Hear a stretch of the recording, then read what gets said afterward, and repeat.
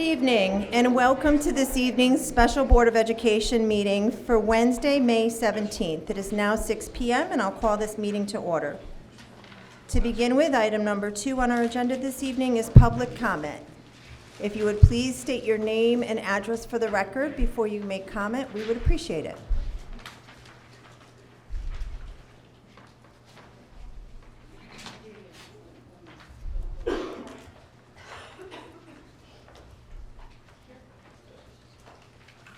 Diana Ball, 104 Simpson Avenue. Come closer. I am a staff member at Moses by Beach. I am a mom to a student at DAG and a student at Lyman Hall, and I went through the Wallingford school system. I am just here. I understand the budget is what it is. I understand the cuts have to be made, but I am here to implore you that if you cannot find the money to fund our budget, that you consider cuts furthest from our students. So when we think about where the cuts need to be made, the students, I know you guys know this, but the students are the most important, and so when we look at what can be cut, those cuts furthest from the students are what are most important to me. Thank you. Thank you.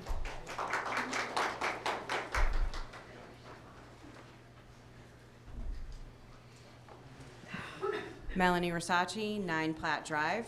I want to start with repeating my question from Monday night. With next year's total budget being $2.8 million higher than this year, why are cuts needed at all? Why can't we keep our staffing levels as they are now?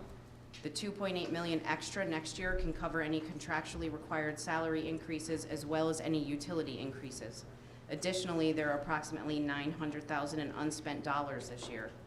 It appears you will be unnecessarily increasing class sizes, reducing elective choices, and reducing diverse opportunities for students. Larger class sizes aren't necessary, the resources are here. You will end up turning Wallingford into a town of have and have-nots. We are an economically diverse town. There are families that will be able to send their children to private schools and pay for smaller learning environments with richer opportunities, but there are many families that do not have those resources. If you cut teachers and increase class sizes and reduce opportunity, you will be actively contributing to the educational divide that exists in our country. Please do not cut teachers or staff.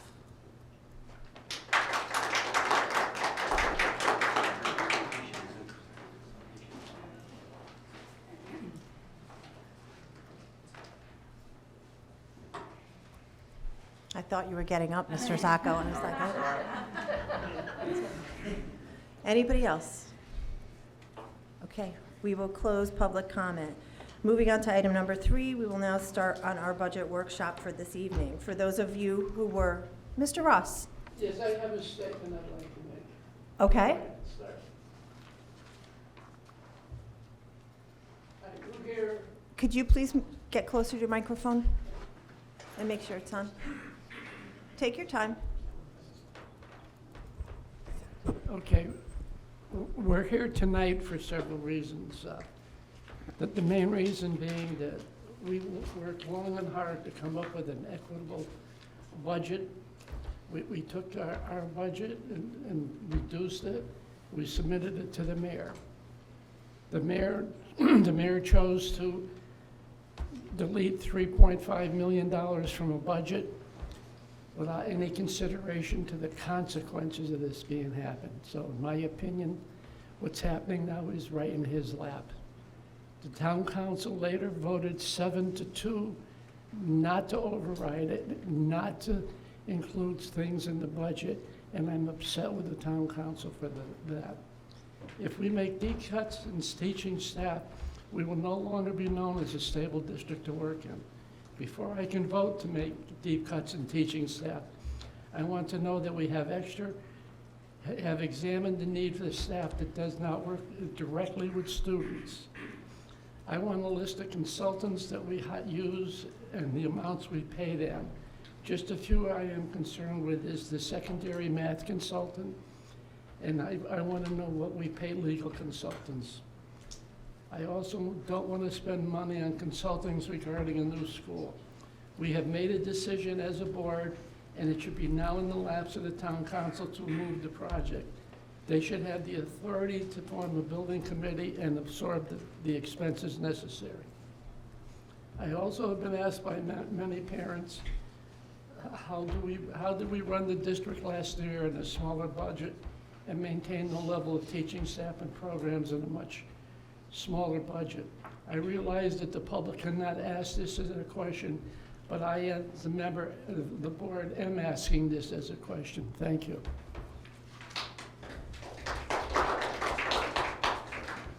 Any other board comments at this time? Superintendent Belizzi, you're up next. Okay, thank you. Good evening, everyone. Thank you for coming this evening. I'm going to go over some things in a moment in regards to things that we discussed last Monday night during one of our workshops. So I will review some of those potential cuts or ideas that we had shared with the board. But before I get into that, to some of the public comment and to some of the questions, Mr. Ross, that you raised, I'll go over some of what makes up our sustained budget. So I shared, this is slide number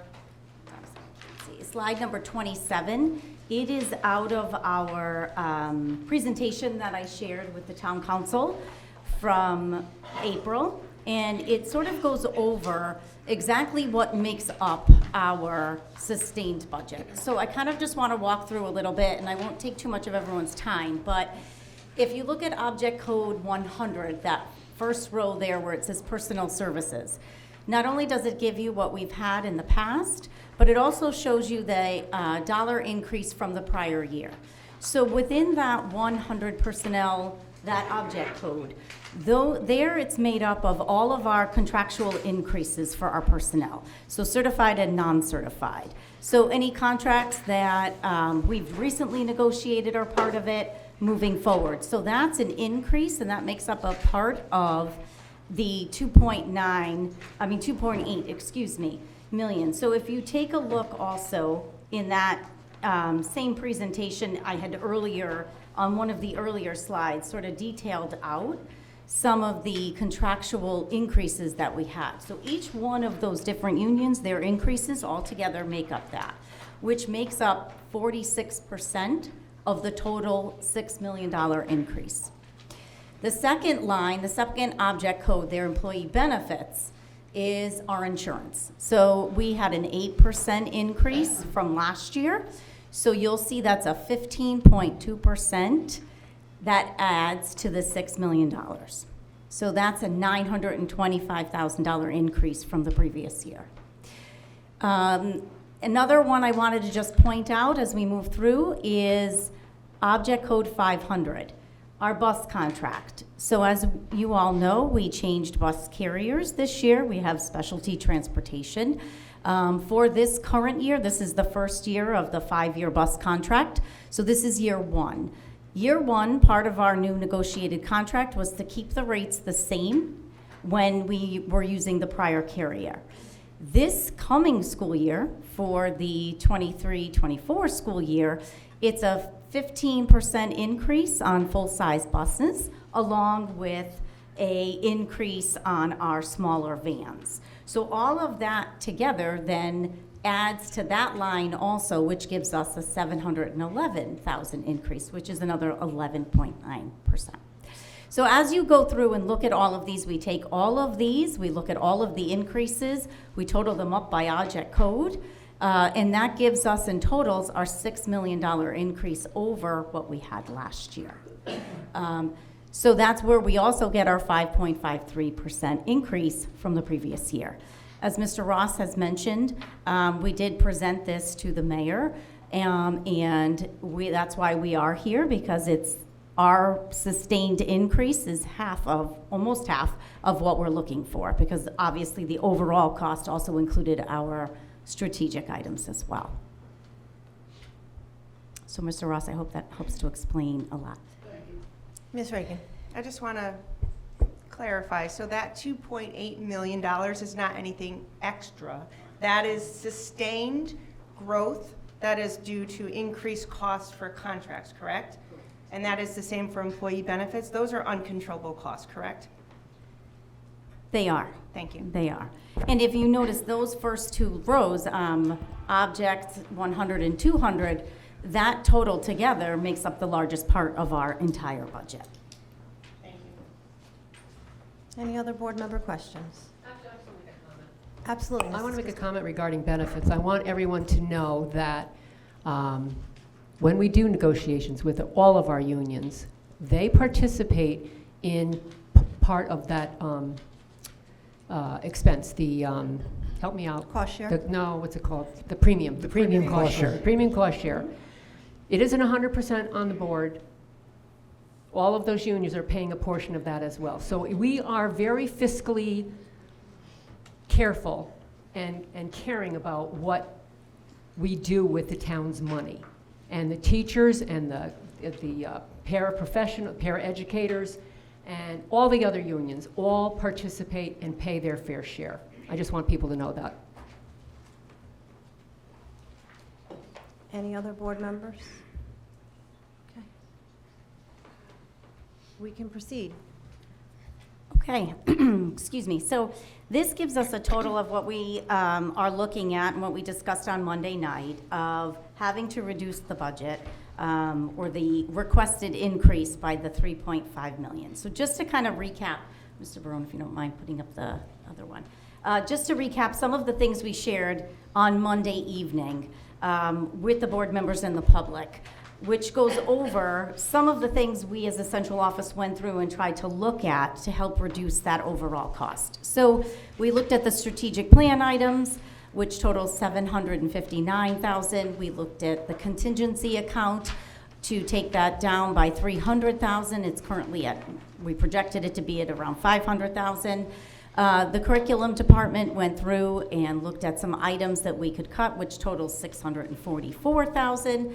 Maintenance department did the same for $65,000. IT, an additional $49,700. The special education department at $151,000. The business department, $53,000, and then the superintendent budget, an additional $31,000. That gave us a total of $2 million. So again, this is something that we recommended and suggested. No action was taken Monday night on any of these items. This was just something that we worked on as central office, wanted to present to the Board of Education for consideration. And so we're picking up with our staff items, kind of keeping that in mind, that we've already looked at in our mind, taking away the $2 million, and we're going to look at now deducting, which leaves us an additional $1.46 million that we still have to look at. Mrs. Castelli. Thank you. Okay.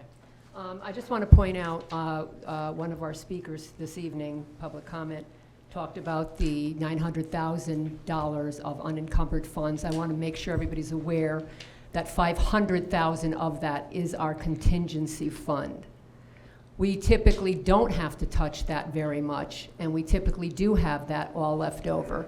And I also want to comment that Jay Shea, however people pronounce his name, is Jay Che actually, who is the CFO of Albrook Steel, used to be one of our board members, and he always made it very clear that coming in with a 1% of your entire budget being left over was fiscally responsible bookkeeping, because you never want to cut yourself so short that you're in a deficit. We can't be in a deficit. It's against the law. We cannot be in a deficit.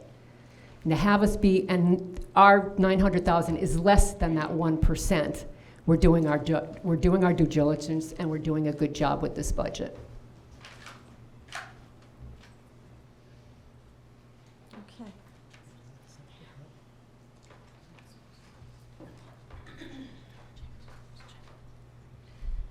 I'm sorry.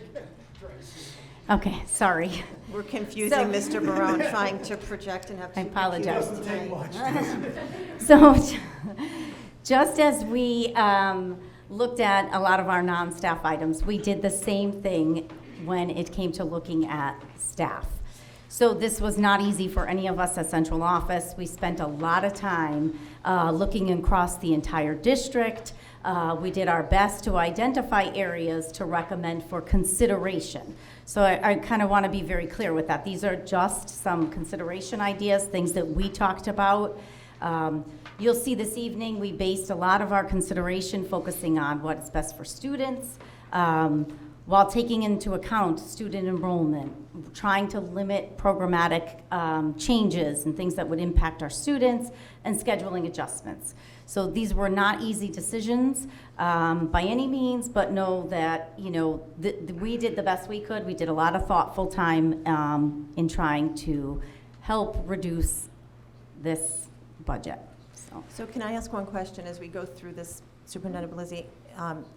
Are you going to just, like, will this be just a list of recommendations that get to that number, or is it a list of recommendations that even may be larger than that number that we then need to deliberate what stays, what goes? So just because it's on the list does that necessarily mean that that's all our options are? Correct. And so as I go through, as Correct we what? did Monday, they're I'm not sorry. all, I'm sorry. As I go through, I'll explain. Some of them Okay, are not okay. things that are, they're the recommendations. So no, they are larger than the 1.4 if you were to Okay. total them all up. And they are not things that definitely have to stay. They're just our ideas. So we gave more than just the 1.4, just to be able to share lots of things for discussion. Okay. But no, they are not definites, and they are definitely will total more than the 1.4 Okay, million. that's helpful to know going in, is that just because it's on the list doesn't mean it's the firm recommendation of central office, because the list is greater than the 1.4.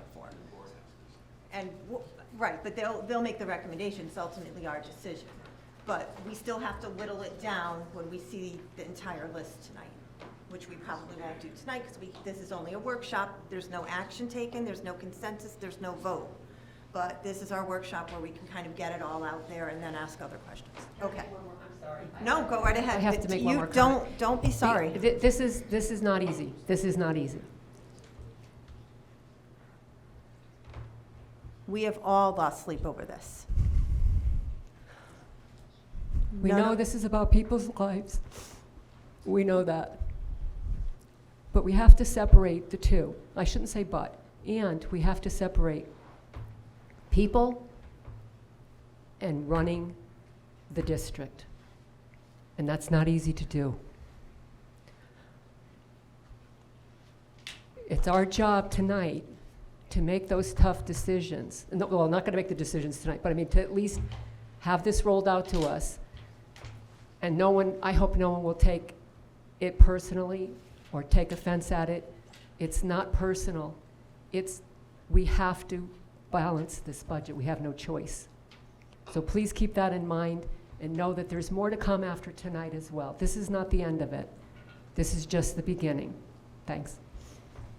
Well said, Mrs. Castelli. And nobody on the board, nobody ran for office and wanted to do this. This is not how we advocate for education in Wallingford. We are not happy about this either. But you're right, we have to do what we have to do at this point. Okay, sorry. We'll probably interrupt you okay. again, so I probably shouldn't even say sorry. but No, go ahead. that's okay. And I agree.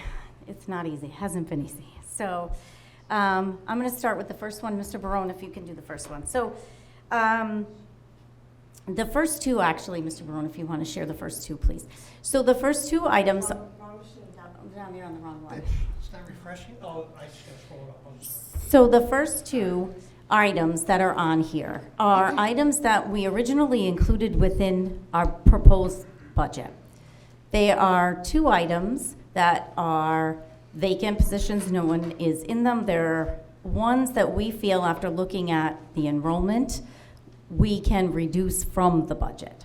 So the first two are ones that we're going to take right out of the budget. So that's why when you asked me earlier, I said, well, some are things that I think will stay, and some you'll see further that will be more discussion points. Correct. So these are the first two that are up there. We were planning originally to increase the Latin teacher by a .40 FTE. After meeting with the high school administrators and reviewing everything numerous times, and I thank them for all their hard work with that, along with the central office team, it is not something based on the student interest and enrollment we feel we need to continue to do. Same thing with the second item, the para positions. Mrs. Turner has worked very hard with her team to review all of what we have, and at this time, that's not something we think we're going to need to add back to the budget. So those two things will be reduced.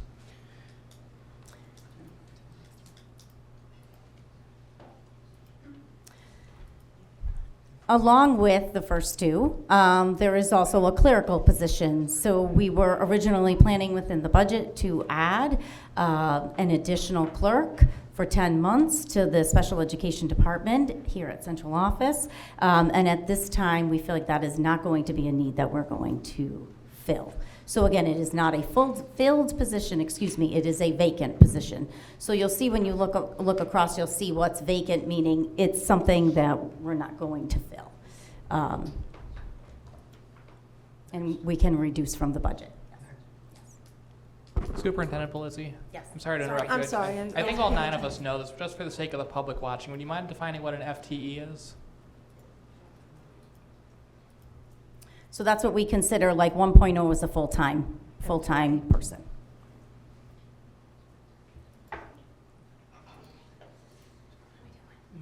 And is that 137, that's for 4 of them, that's not 4 times 137, that's a total 137? With benefits. That's the total amount included with benefits. So when we go, I'll step back for just a second. When we go through and we calculate positions, when we're thinking of adding staff for teaching certified positions, typically what we do, and we've done it for years, is because we don't know where people are going to come in, is we look at the teacher's contract and we do a master's +5 level, and then we add benefits. So that's where we get usually our estimated amount. We made sure here when we looked at things, we go through, we do the same thing for the paraeducators as well. So the next line here, the middle school world language teachers. So that is a -2 FTE. So when we take a look at this right now, we've spent a lot of time with our middle school committee. So I thank all of our committee members reviewing and revising the middle school schedule. I know it was just rolled out today to the middle school staff at both middle schools. Communication, further details will come out by Friday to the public. But these are 2 positions right now that we have for world language that are vacant in both of our middle schools, 1 in each. So this is something we're not going to fill moving forward. So that is also a cost savings for us. It will not impact what our students receive in terms of world language. We'll still have French and Spanish for our students in the middle schools. But these 2 additional positions will not be filled. They're also vacant. So you'll see another savings amount of the 167.6.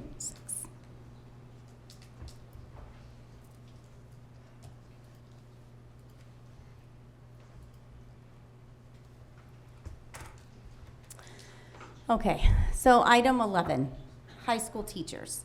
So these are current positions. The FTE here is 6.5.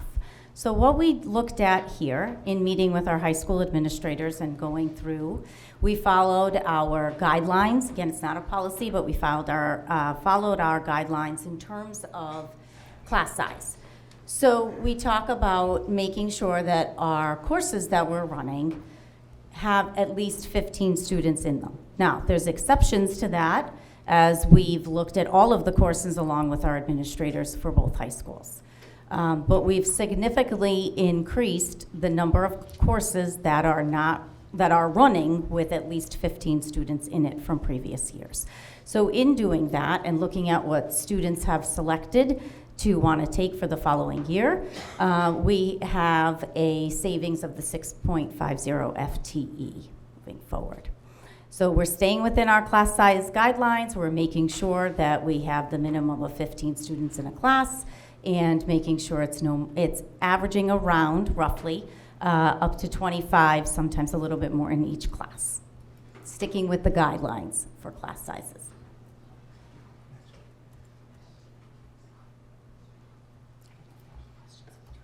I'm sorry, I should have looked. Okay. No, we're good, no questions. Go ahead, Dr. Reed. Do you want questions along the way? Yeah, absolutely. So at some point, would you be letting us know which high school, both, which content area teachers, is that information? Honestly, that is, we have to also respect the fact that, and have empathy here, no teacher wants to find out anything on YouTube. We're not going to talk about any of the schools in detail today. It's not going to be this school, that school. There may be things that say elementary, there may be things that say high school, there may be things that say middle school. Out of respect for our staff and our team, that's as far as we'll go. Honestly, like a Latin teacher that's not filled, so that's pretty identifiable, but we will not say, it's not fair. We won't say X number in Lyman Hall, X number of Sheehan. Right, and just to respond, I understand and would obviously want to respect people's, people, but however, I ask because I think we have very big decisions to make, and I think that, having as much information as we can helps us. That's why I asked. I understand. But I understand. And the I guess point, my reflection is if, as long as it's equal and we're doing the same, that no classes or very few classes, unless there's an exception, are running less than 15 at both high schools, then I'm comfortable with that. I don't need to know how many at each school, or if they're all at one school or all at the other school. I don't need that level of detail as long as I know that it's consistent between the both. Does that make sense? I don't know if I said that right, but I hope I did. Okay.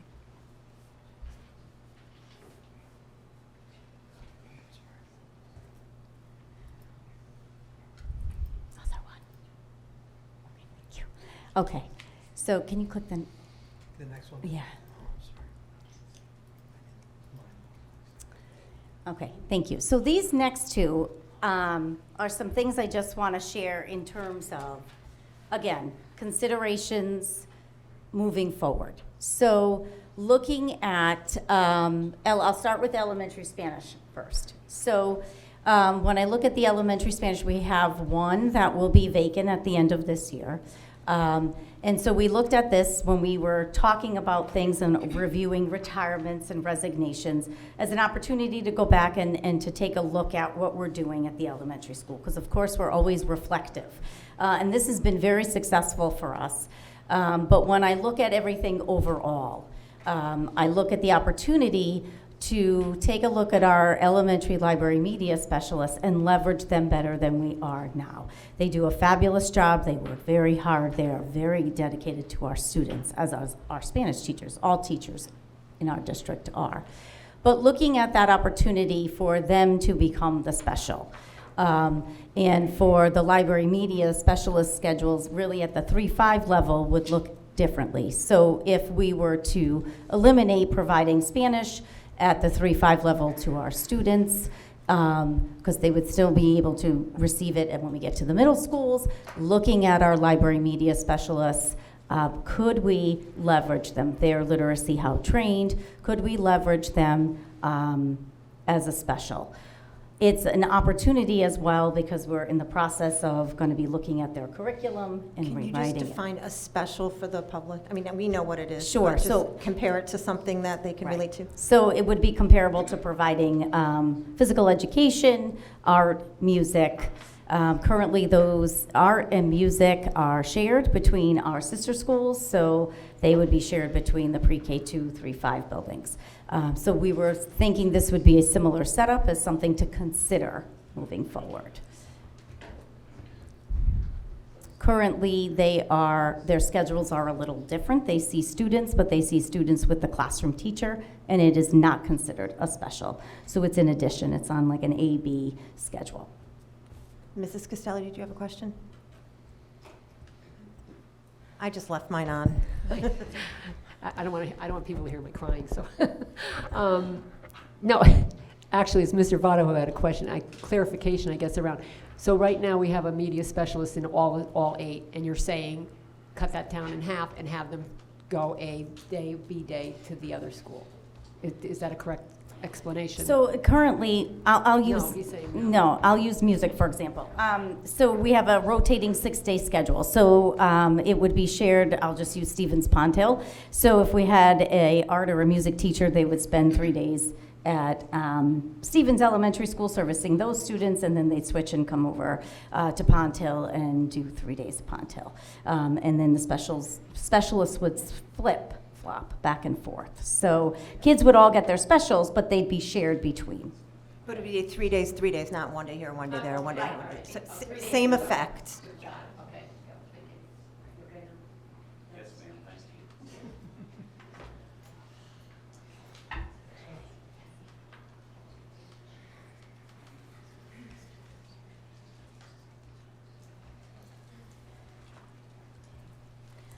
Okay, so I shared, we looked at lots of things, and went back and looked at and revisited things that could be opportunities, things that could we, just because we've done it one way, could we make some changes? So again, considerations, things to look at. So currently, we have a 2.0 credits for our students. Could we look at reducing that back to 1.5 credits of physical education? So if we did that, it would be a minus, it's actually a -2 FTE, but one physical education teacher has resigned, and so it would be a -1 FTE. So again, something to consider, something to look at.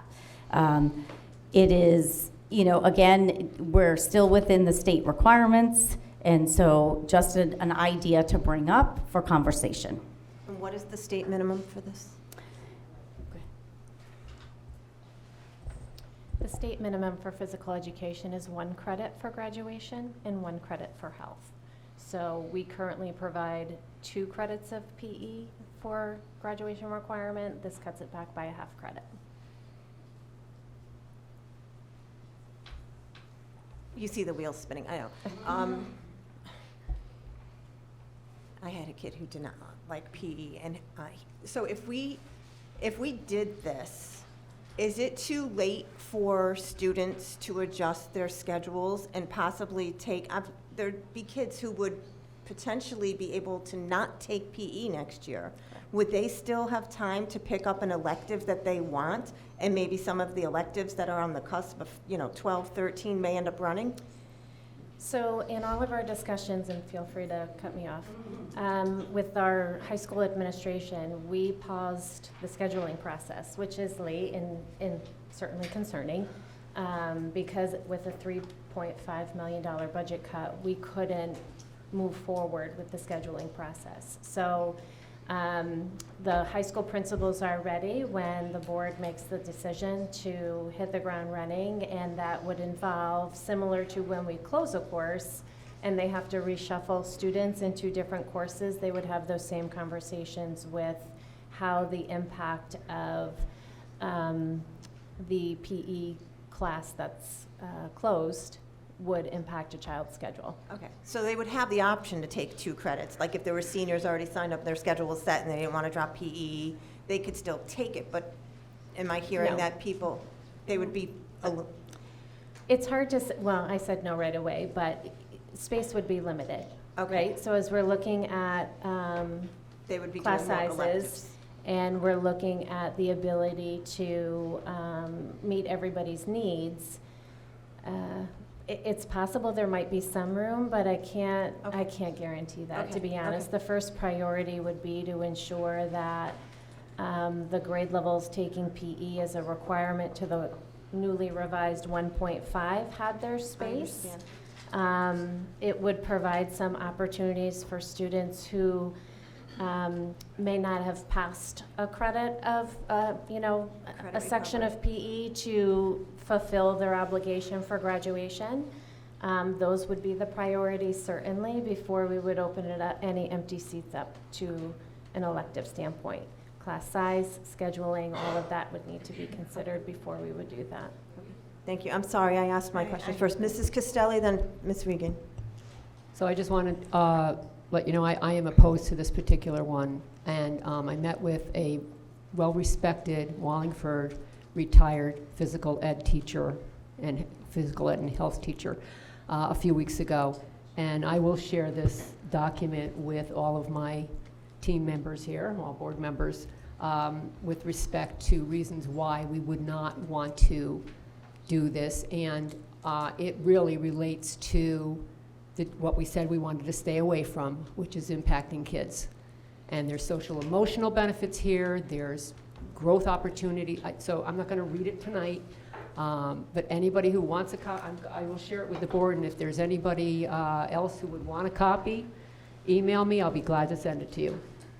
I would not, at this point, I mean, I'm happy to see it's 1.5 and not down to the 1. Might have to compromise, but I would prefer to stay at 2. Ms. I Regan. just, I know this isn't the comprehensive list, but every single one on here except for the clerical is a teacher. So I really hope that we're going to be getting to something else besides a teacher. You will. Just making sure. Okay. Yeah, the majority are vacant.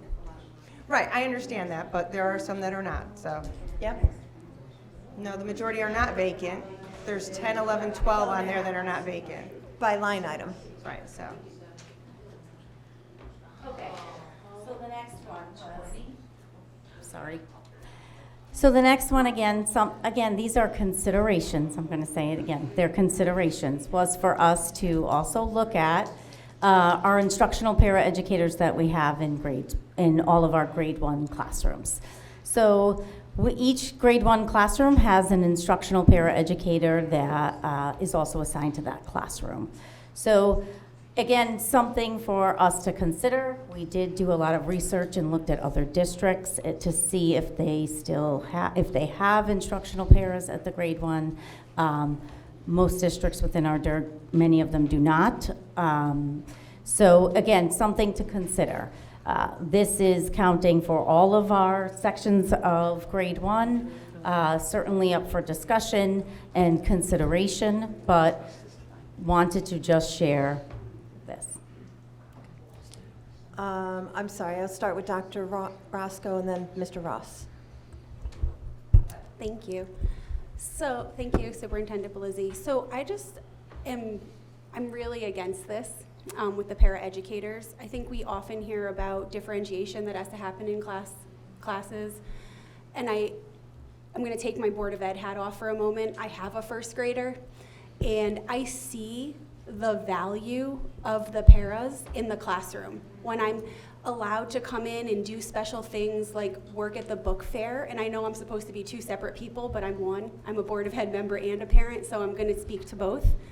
I see the way the students interact with the paras and how the paras step up in the schools, and I do believe that you're talking about 1 grade, but I think it'll be a massive void. And this is something that absolutely affects students. This is a direct interface every single day. And we know that there's a large gap with our students, and I don't mean to sound like I'm on a soapbox here, but we know there's a large gap within our classrooms, and I truly do believe that these paraeducators help to assist our teachers, and they're not just another body in the classroom. These are educated people who are there because they love the students and want to help to narrow those gaps. And so, although I have much to say about the other things, this one it is, to me, that's a massive, massive cut.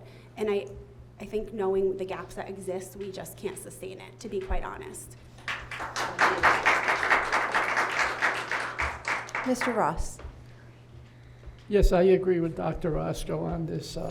First grade is when our students are getting the very basics of their education. If there's a problem in first grade that's not resolved, it carries them through the rest of the 11 grades. And paras make a key help with these students. Sometimes the teachers just need a little help. If it's not with the paras, the students don't get it. So I'm absolutely opposed to this cut. Mrs. Passaretti.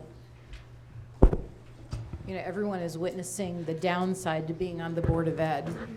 This is the not so fun part. The greatest joy that I have is being on the Board of Ed is when I get a chance to go into the classrooms and read to the children. And it's at that time, I get the opportunity to observe the children and the teachers, not evaluate, but observe. And I hope I keep getting invited back to read to the kids. It's one of my favorite things to do. And I've witnessed firsthand the interactions between the children and the paras, and I'm pretty much saying what Dr. Roscoe and Mr. Ross says. These are student-focused positions, and I'd like to look elsewhere for these cuts.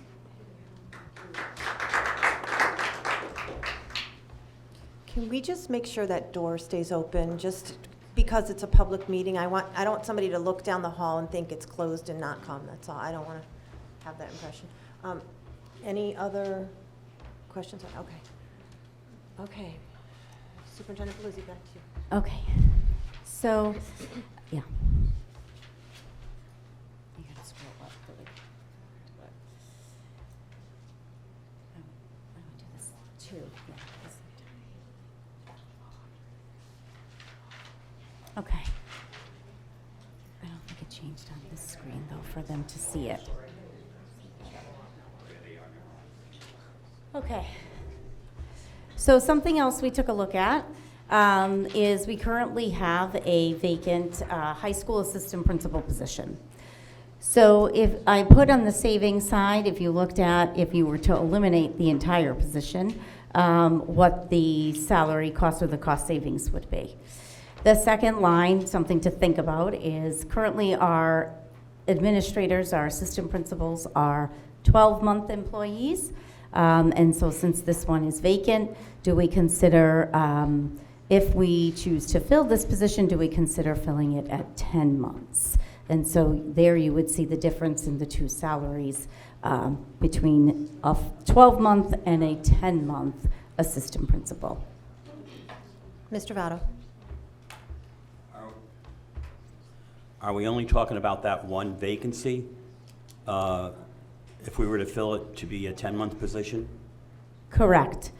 And no other assistant principal position would become 10 months? Not at this time. It is something we did look at and consider. All of our, and certainly we can have further conversation about it. So one of the things we did look at with that is if we took our, and there was a multitude of ways, but all of our assistant principals receive vacation time. So you'd also have to look at the amount of vacation days they can carry over from year to year, the amount, and that's all contractual. The additional vacation days they get, that they earn sort of in the rear. So you'd have to consider their payout for their vacation time as well, in addition to it being a pay cut from the 12 months to the 10 months. So it would be a pay cut, number one, if we were to Correct. do something like that. But number Correct. two, are we restricted by the contract to do that, to reduce it to a 10-month position? No, I mean, we'd have to discuss it with the union and have conversation about it, but you'd basically be eliminating it as a 12-month position and bringing it as a 10-month. Okay, thank you. And if we chose to do that for all of the assistant principals, can we get a figure as to how much that would save us? Or would it be just that times, that's about So what, what you- 12,000? This one is a little bit different, like Superintendent Belizzi was saying. This one, if we're hiring somebody, they don't have accrued vacation. So if they were going from 12 to 10, we'd have to pay out the vacation and then reduce the salary, so it's less of a savings in year one. Okay. Does that make sense? You won't see a savings really in the first year. You'll see it long-term, so you'll see it in the following year and the years after. It doesn't help us with the 1.4 million. Again, something to consider. I definitely can Yeah, I provide the don't think it's off information. the table, I just don't think it's gonna give us the dollar savings that we would get from not filling a vacant one at 12 months. Sorry. Okay, maintenance department. So we have a part-time employee to Mr. Deptula, who assists with writing all of our bids, and that person is retiring. So again, this would be something we would not be looking to fill. Mr. Votto, then Mr. Russ. What responsibilities does this person usually have? So they assist Mr. Deptula with, and Mr. Deptula, chime in if I'm incorrect, but it's writing the RFPs for all of our bids that we submit to the town.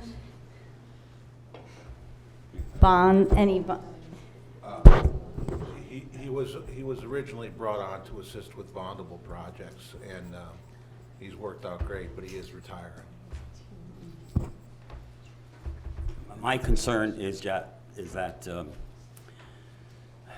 I know teachers are most important, but we also have a lot of issues with our schools being maintained, and sometimes you need a point person to help Mr. Deptula do some of the work that is, you know, the office kind of work, especially now with the new project coming up. I think we really have to think about this twice, this one. We have a lot of maintenance to do in this school system, and we just, he obviously needs the help with the clerical stuff. You have questions over here? Oh, sorry. Marla. I think Mr. Ross was next. Yeah, what's the status of the Mr. Deptula's new assistant? That's Off not the in. table. That's off the table? Correct. That was part of Monday night. That's within our strategic budget. Thank you. You're welcome. Mr. Doring, Dr. Roscoe, and then Ms. Regan. We'll go right down the line. Thank you. So I wanted to echo what Mr. Votto said. Certainly, as we've already been discussing, we have a lot of difficult decisions tonight. We certainly don't want to be cutting student-facing positions when we don't absolutely have to. At the same time, I could see the value that a position like this could really be adding to our district. Mr. Deptula, are you able to share with us tonight what your plan would be if this position were to not be replaced, as to how this work would still get done? Or is that information that you don't have at the moment?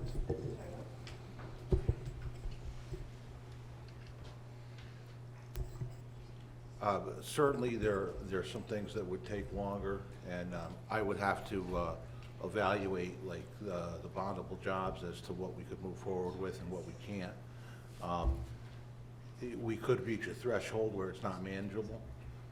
I don't really foresee that happening, but this was these bondable jobs were created.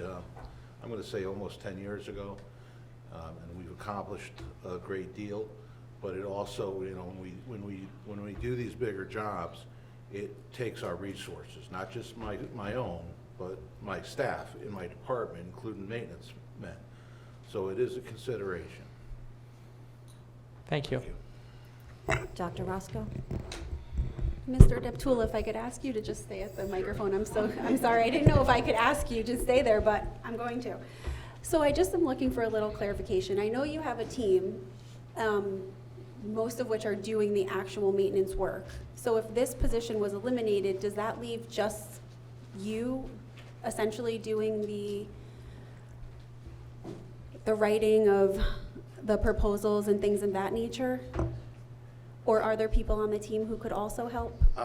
There really is no one else. You know, I administer somewhere around 100 bids a year. Yeah. That's quite an undertaking. Most of those bids I've developed myself or modified or rewritten. So it's something I'm very used to doing. But when you do look into some of these construction jobs, it's a different type of bid. It may be more involved, more detailed, may require some plans or specs that would have to be developed. We do try to keep municipal bids to a minimum. You know, my assistant, Rick Volker, is an architect by trade. And architects, they generally want to develop, you know, 2-inch thick spec books. So he had a learning curve when he came here, and we worked great together. But that's one of the things, you know, simplicity makes these bids come in at very reasonable prices. So to get over complicated is a problem. But this is this is something we've been doing for a long time. Rick Volker's been with us for 7 years, and we've had a great experience. When he applied for the position, we had 4 or 5 qualified candidates. It was really refreshing, because I was afraid we wouldn't get anyone. All the candidates were design professionals that had retired. With the permanent or with a full-time position, we may not get that kind of experience, but you know, we don't really know. We don't know who will apply. I'm told that some architects, especially entry-level people, may be very interested in this, but I don't see things changing a lot. It may require that I'm here more or doing, you know, things into the evening or the weekends, but we've done that in the past. I'm dedicated to it, and we're going to make it work no matter what. Well, I Thank you, Mr. appreciate that. Thank you. Mrs. Castelli. I just want to say that having, and Rajan, Mr. Doran can speak to this as well, we've worked closely with Mark and with Rick on the RFPs. We've done many, read through many RFPs. Let me tell you, they're pretty intense, very time consuming, and I found a lot of value in what he brought to the table. So this is a tough one not to fill. Okay, I'm going to go off agenda for a minute. It's probably the best news you're going to hear all night. The town council overturned the veto, and we got an extra $290,000.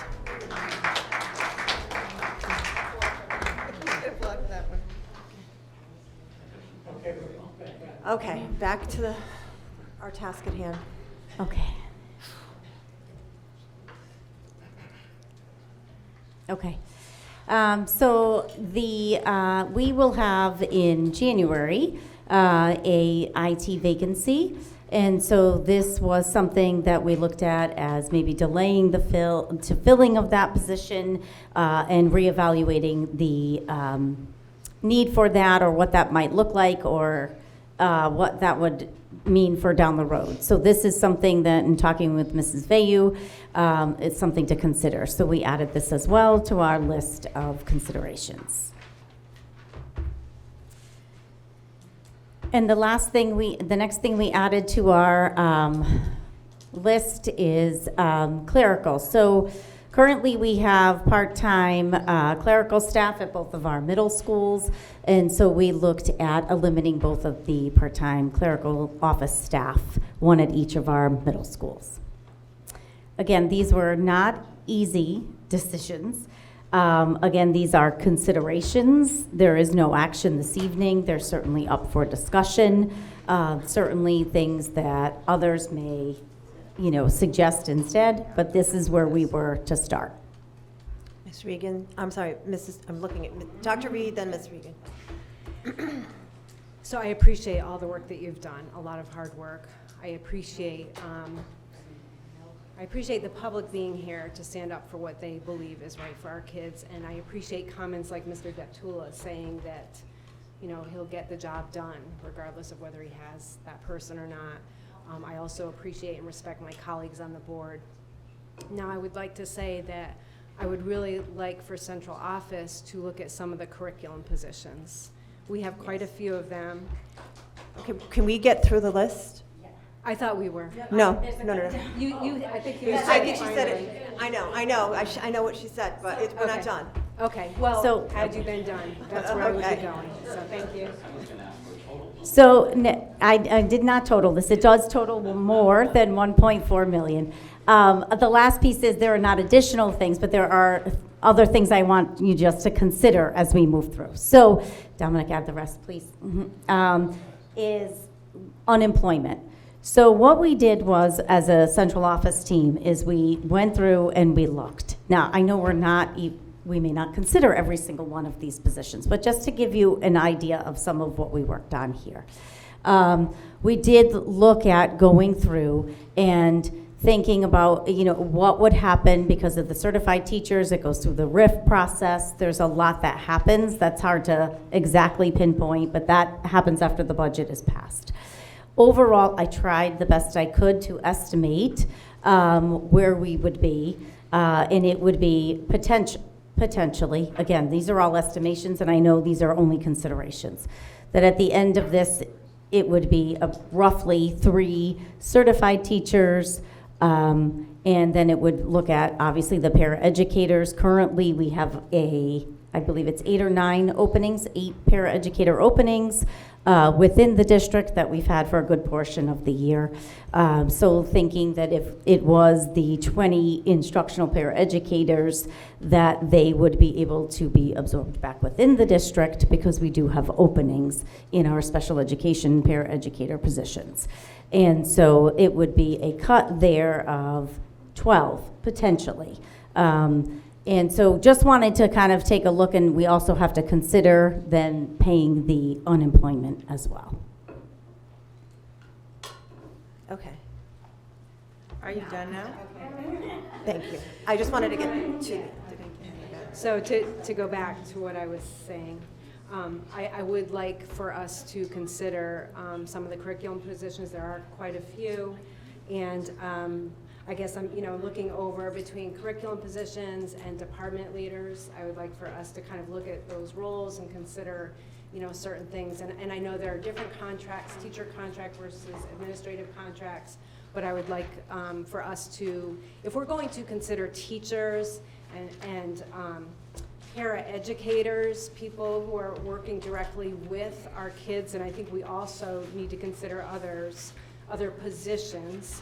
I do understand that movement happens and you still lose a teacher, which I don't want to lose, but you may not lose a teaching position if you can move someone into it. So again, trying to put the kids first. So I just wanted to put that out there for the board to consider. Ms. Regan. Yeah, I would echo what Dr. Reed has said. I know you guys took a long time to look at this and to consider this. Frankly, I'm just a little disappointed that there isn't more in the administration.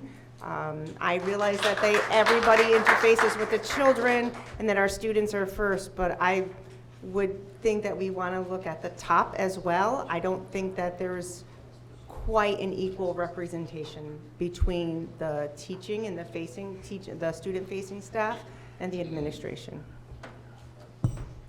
Mrs. Costelli. Thank you, Mrs. Regan, because I totally agree with that. And sure, I just lost my train of thought. This is so mind-boggling. What were we? Oh, I know. Yes. What I wanted to say was, I want to see, before we are reducing any teachers, that anyone in the district that can teach is moved into teaching. So, for example, the instructional coaches should go back into the classrooms.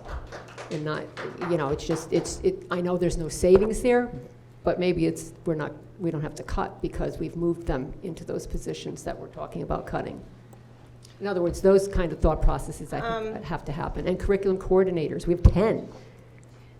That's a lot. Instructional coaches are grant funded though, aren't they? No. Or are they Those all are our grant teachers. Those are our teachers. Those are different. No, I know, but There's I different. thought they were grant. The one-year positions are grant funded. The Okay. permanent ones are not. There's And how many 6. permanent ones do we have? 6. Yes, 6. Did I get that right? No, you're right. Okay, thank you, Mrs. Latour. Oof, you'd be really disappointed in me if I got that wrong. Want to finish? No, go ahead. Go ahead. Hold on one second. I almost called you Dr. Votto. Not there yet, no. His Sorry. ego. Mr. Votto. Actually, I'm finished, so I won't be doing that. Mrs. Latour, can you please explain the instructional support specialist job? That's the other name of it.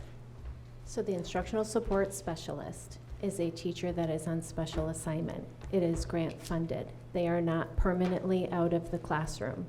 We used our COVID grants to provide opportunities for teachers to go into this position to assist in the elementary schools and middle schools with instructional planning,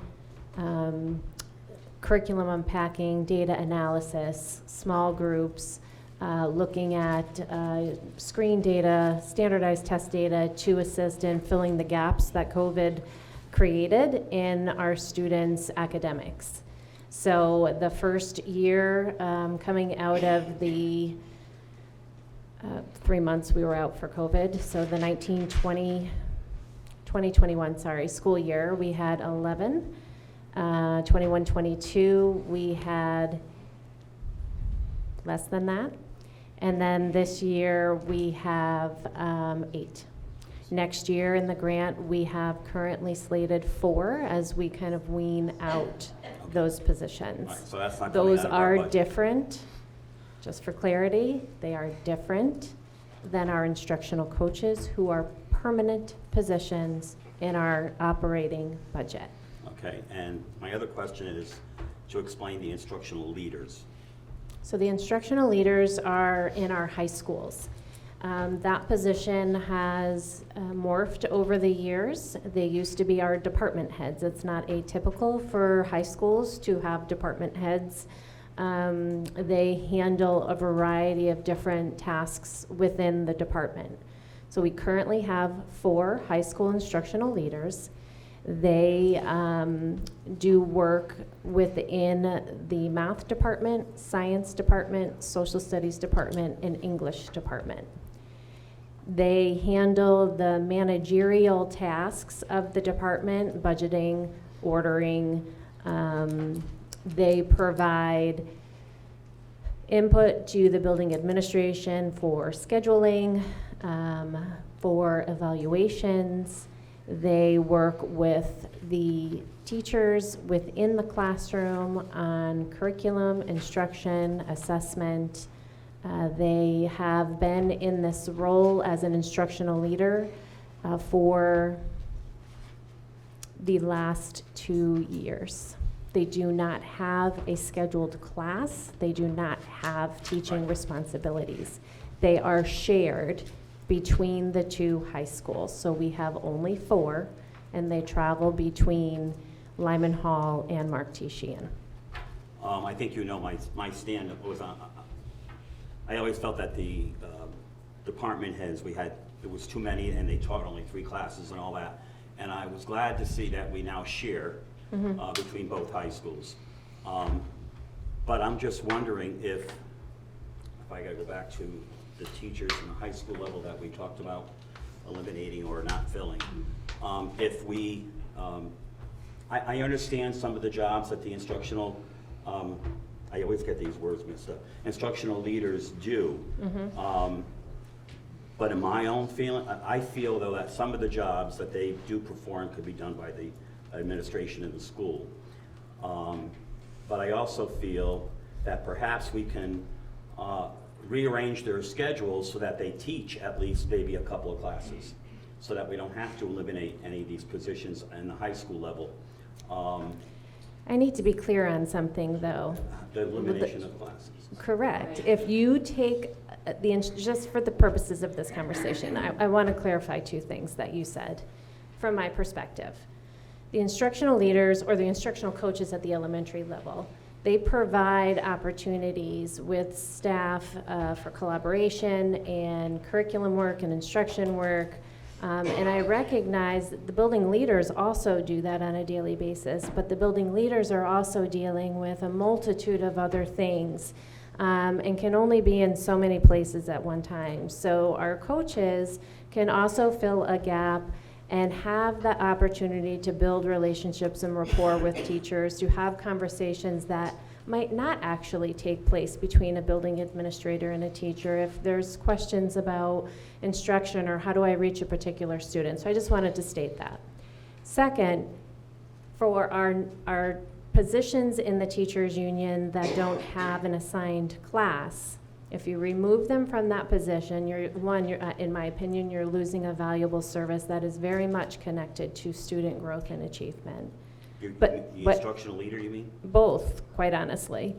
And then you're putting them back in a class and removing that least senior teacher that's in that class. So you're not saving the positions that are on there because you have a certain amount of students that you need a certain amount of classrooms for. And they have, in many cases, they've been in the district for years. So if we only need, for the purposes of this conversation, 3 math teachers, and I'm taking the math instructional leader and putting that person back into the classroom, I need the 3 teachers that I have, now that the instructional leader goes back in, I'm not taking those kids and spreading them across 4 classrooms because I only need 3 classrooms. So I need you to understand that, and I hope that came out clearly. So they're all it's all the same, bargaining unit. So I understand where people are coming from in terms of student facing. I understand all of that. I have obviously a different opinion in terms of meeting students' needs and working together as a school community, and everybody has a different role, and it does look different. But I need to be clear that the 4 instructional leaders, if they pick up classes with students, then the teachers that are currently by FTE assigned to those we have more teachers than we need, because we're not going to reduce the class size any further. Well, that's not necessarily true, though, because you probably can add. But financially, Financially, we're not reducing anything. We have to try to get a reduction here financially. I know, Mike, it's not the way we normally think. We don't normally think about the finance amount first. Well, all right. So we're shifting teachers, but we're not getting any bottom line savings. Even if the positions are eliminated completely? Correct, because what will happen is if you, for argument's sake, you eliminate the position, those teachers have been with us for X number of years as the math teacher, because we're using that. So then what will happen is it riffs someone out. So it would then riff the least senior person within the certification. So what happens is every year we look at what, based on enrollment and what we need, what are our open positions, right? And then once the budget is passed, we look at what our reductions are. So the most senior people will bump within their certifications to make sure that they have a position. So it actually trickles down and Right. keeps going. So, But we're not eliminating a child's opportunity to to choose an elective, right? Because we're just, they're gonna, so somebody's job will be lost. Yes. However, correct. the children will not be at a loss. They're still gonna have a teacher to fill that position, correct? Correct. Get what I'm trying to say? Right. I see what you're saying. And yes. let me also add, before I forget, the instructional leaders cannot evaluate, correct? They're teachers. They are teachers, and they provide, we call them complementary observers. So they provide opportunities to assist the building principal in providing context to the particular content area in the course of an observation. So we passed that policy as a board last year to include the ability to have the instructional leaders participate alongside the building principal in providing context to observations and evaluations. Mrs. Castelli, then Ms. Reagan. Thank you. So with respect to the instructional support specialist, correct me if I'm wrong, I think I have this because I wrote it down a long time ago, so I'm not sure if this is still true. Those are our teachers that we took out of the classroom, and we hire one-year contracted teachers to fill those classrooms. So those one-year contracts have we contracted for next year with anybody? So those openings are, so help me out here why we can't put those ISSs So those are back grant in. funded. So you can put. They're grant funded. So the teacher that was on the special assignment, right?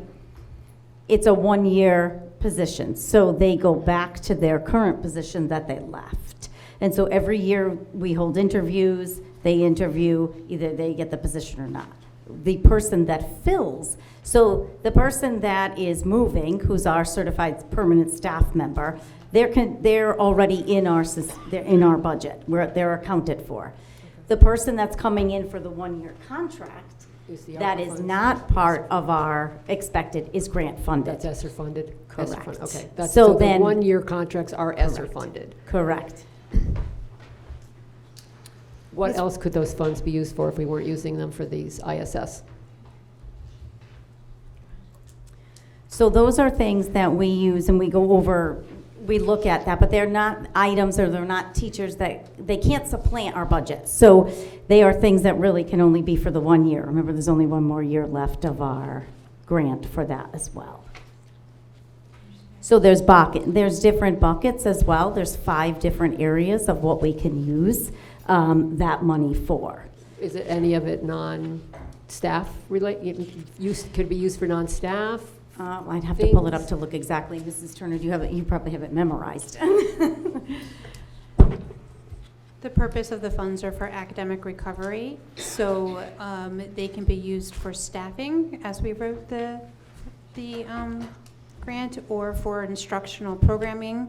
So right now we have a lot of the changes we made Monday night are actually things that we looked at. So any of the softwares, anything that goes to recovery of academics. So we can't use it for many things. It's very limited. Use it for summer school?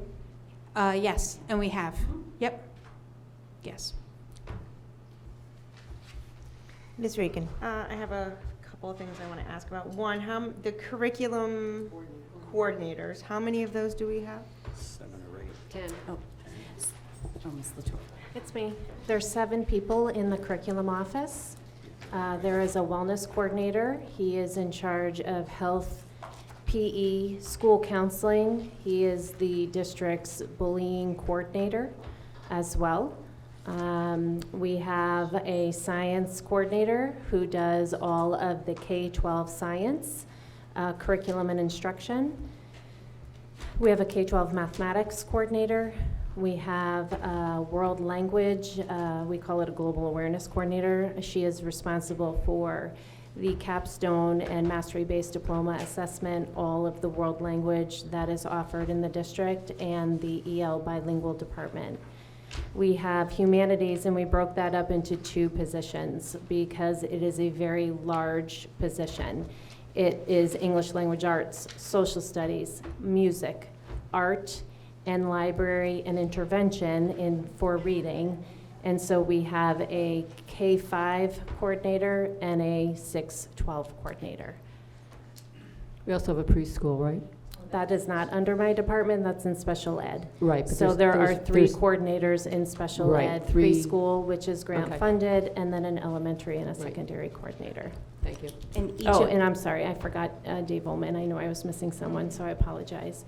Dave Ullman is the Career and Technical Education Coordinator. Dave does 6-12 CTE, which encompasses tech ed, family consumer science, business, the culinary program at the high school, medical careers.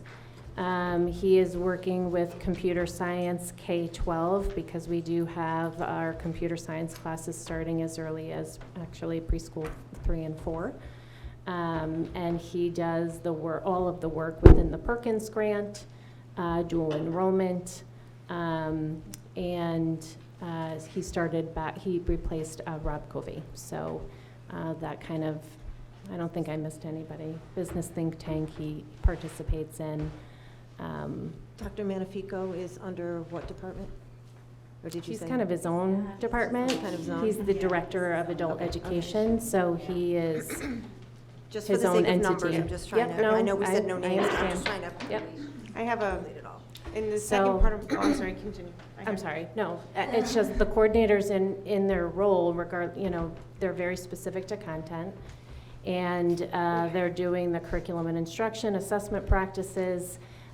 They do evaluations between 20 and 25 staff members. They run the professional development each. They are 10-month employees. Okay. My other question goes back to the paraeducators. How many paraeducators do we have, and are they broken out by grade? So if we say grade 1, these are only for grade 1? Correct. We have roughly 200 paraeducators throughout the district. And so we have instructional paraeducators, we have preschool paraeducators, and we have special education paraeducators. We have a paraeducator for every kindergarten classroom, and we have an instructional paraeducator, excuse me, and then we have an instructional paraeducator for every first grade classroom. And then special education paraeducators is as needed and specified through a child's IEP. Okay, I think Dr. Vier? So just a couple of questions. The first one, actually going back to a couple of things that Ms. Regan was talking about. The paraeducators, you have them, I'm sorry if I repeat what you said, I was focusing, but you have them in other grades than grade 1. Is there a certain reason you chose 20 from grade 1? So we have 20 sections of grade 1 in a district. So since we have one instructional paraeducator assigned to every classroom, that's where we looked at it. Again, when I looked at a lot of what we have, and in talking with a lot of my superintendent colleagues and going back and looking at, what, not to compare to every other district, but just to collect data, many of the districts have eliminated instructional paraeducators in grade 1 years ago. I think when they went to full-day kindergarten, that was one of the ways they were able to fund it years ago. We have been very fortunate, and they are fabulous, and they are very hardworking, and they do contribute. Again, this was not easy to come up with some items of consideration. So that was one thing that we just wanted to look at. As a central office team, we went back and forth with, is it all 20? Do we look at maybe cutting that in half and maybe looking at 2 at every school, depending on how many sections of first grade they have? Are they shared within first grade classrooms? Again, lots of things to consider. This was just a starting point for everyone to see how many we have and what the possible potential savings could be. Okay. My second question goes to the curriculum consultants. I'm sorry, coordinators, not using the right word. Mixing up those words. Curriculum coordinators. So in looking at the teaching positions, a lot of them are vacancies, the ones I pulled out, and I could be inaccurate, but I have 6.5 high school and 1 elementary Spanish as not vacancies. So as we look at the curriculum coordinators, and I know it's different contracts, but if we eliminated one of those positions, I know we can't know the 6.5, like what the subject area is, and I understand why or what school, but I'm just asking a yes or no question, I guess, if any of those curriculum coordinators would be able to take any of those 7.5 positions that are currently would not be, That's a great question. Teachers. So I'd have to look at the contract language that is within the administrator's contract in terms of if a position is eliminated and one is not open to them. So there's a couple of things that happens. Now we're getting into like the whole bumping thing. And each contract and union contract has very different language in terms of what happens in terms of bumping and riffing.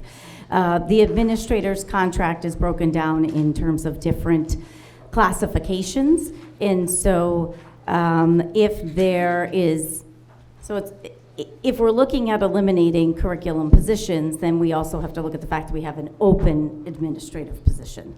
So while we'd have to review the language to see if they could bump into it, or all the contracts have involuntary transfer language that can be accessed. They're all unique and different. If they bumped into the teacher's contract, which I believe I'd have to go up and pull the exact language, if there's an open position for that, I'd have to look at the language as to how that would work. But again, if you're moving anyone into a different union or adding them to the teachers, now you're also bumping teachers along the way, because now you're looking at. Correct, and as I said when I first talked about that I don't want to lose any teachers, but let's keep positions with kids, so kids have teachers. So that was kind of, that angle. And then my last question is about adult ed. I know it hasn't come up. Is that's a part of this? Are we taking any considerations as far as adult ed, things that we could cut budget-wise?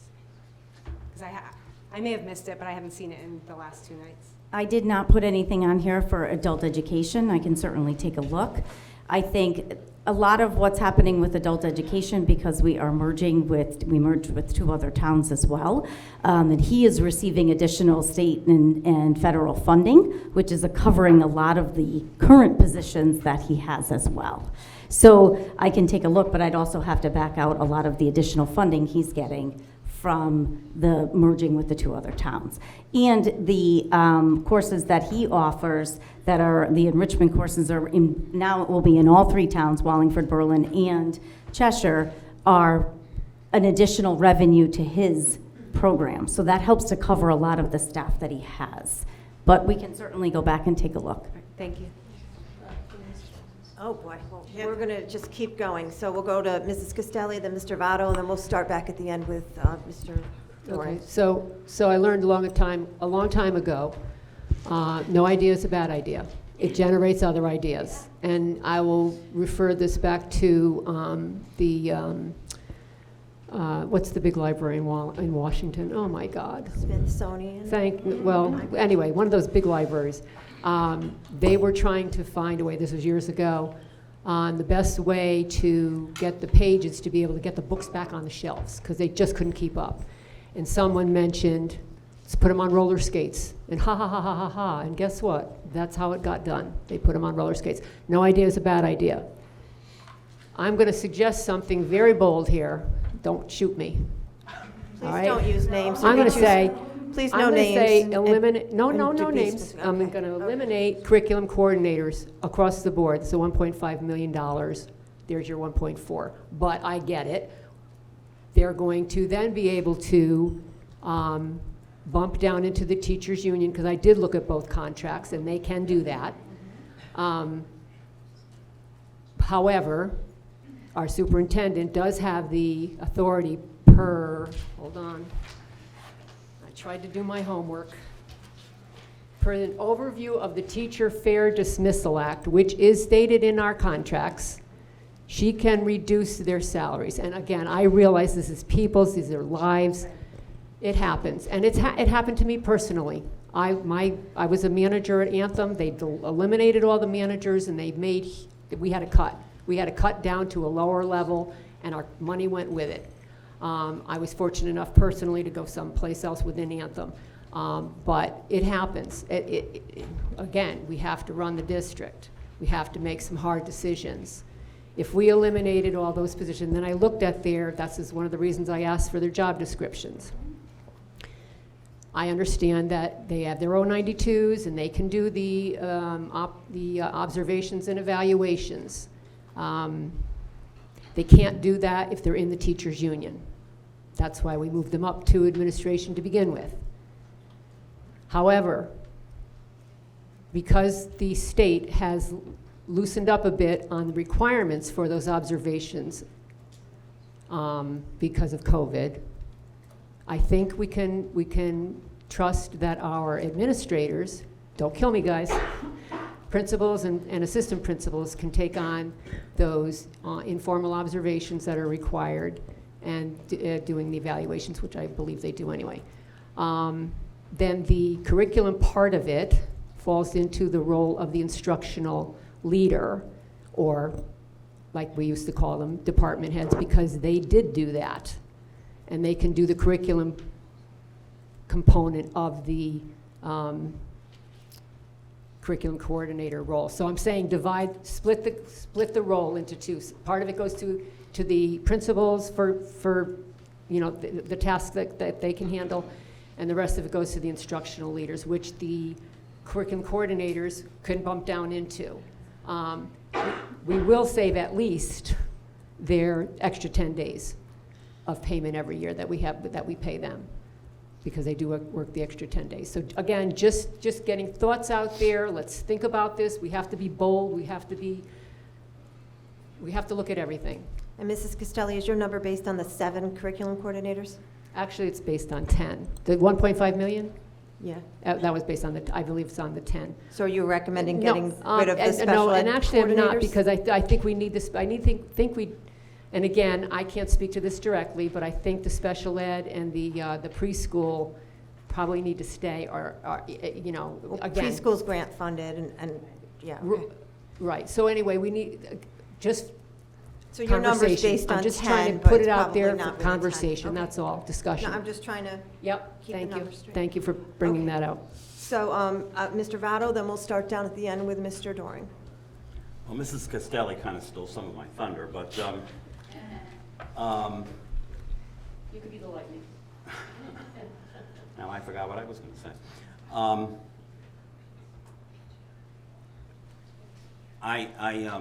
My question was, and I believe you answered it, or with that comment, that part you read about the superintendent can, see, I wasn't sure. I took a fast look at the administrative contract, and I couldn't find if a person like that's in the administrative union now, like a curriculum coordinator, is moved down to the teacher position, does the pay go down as well?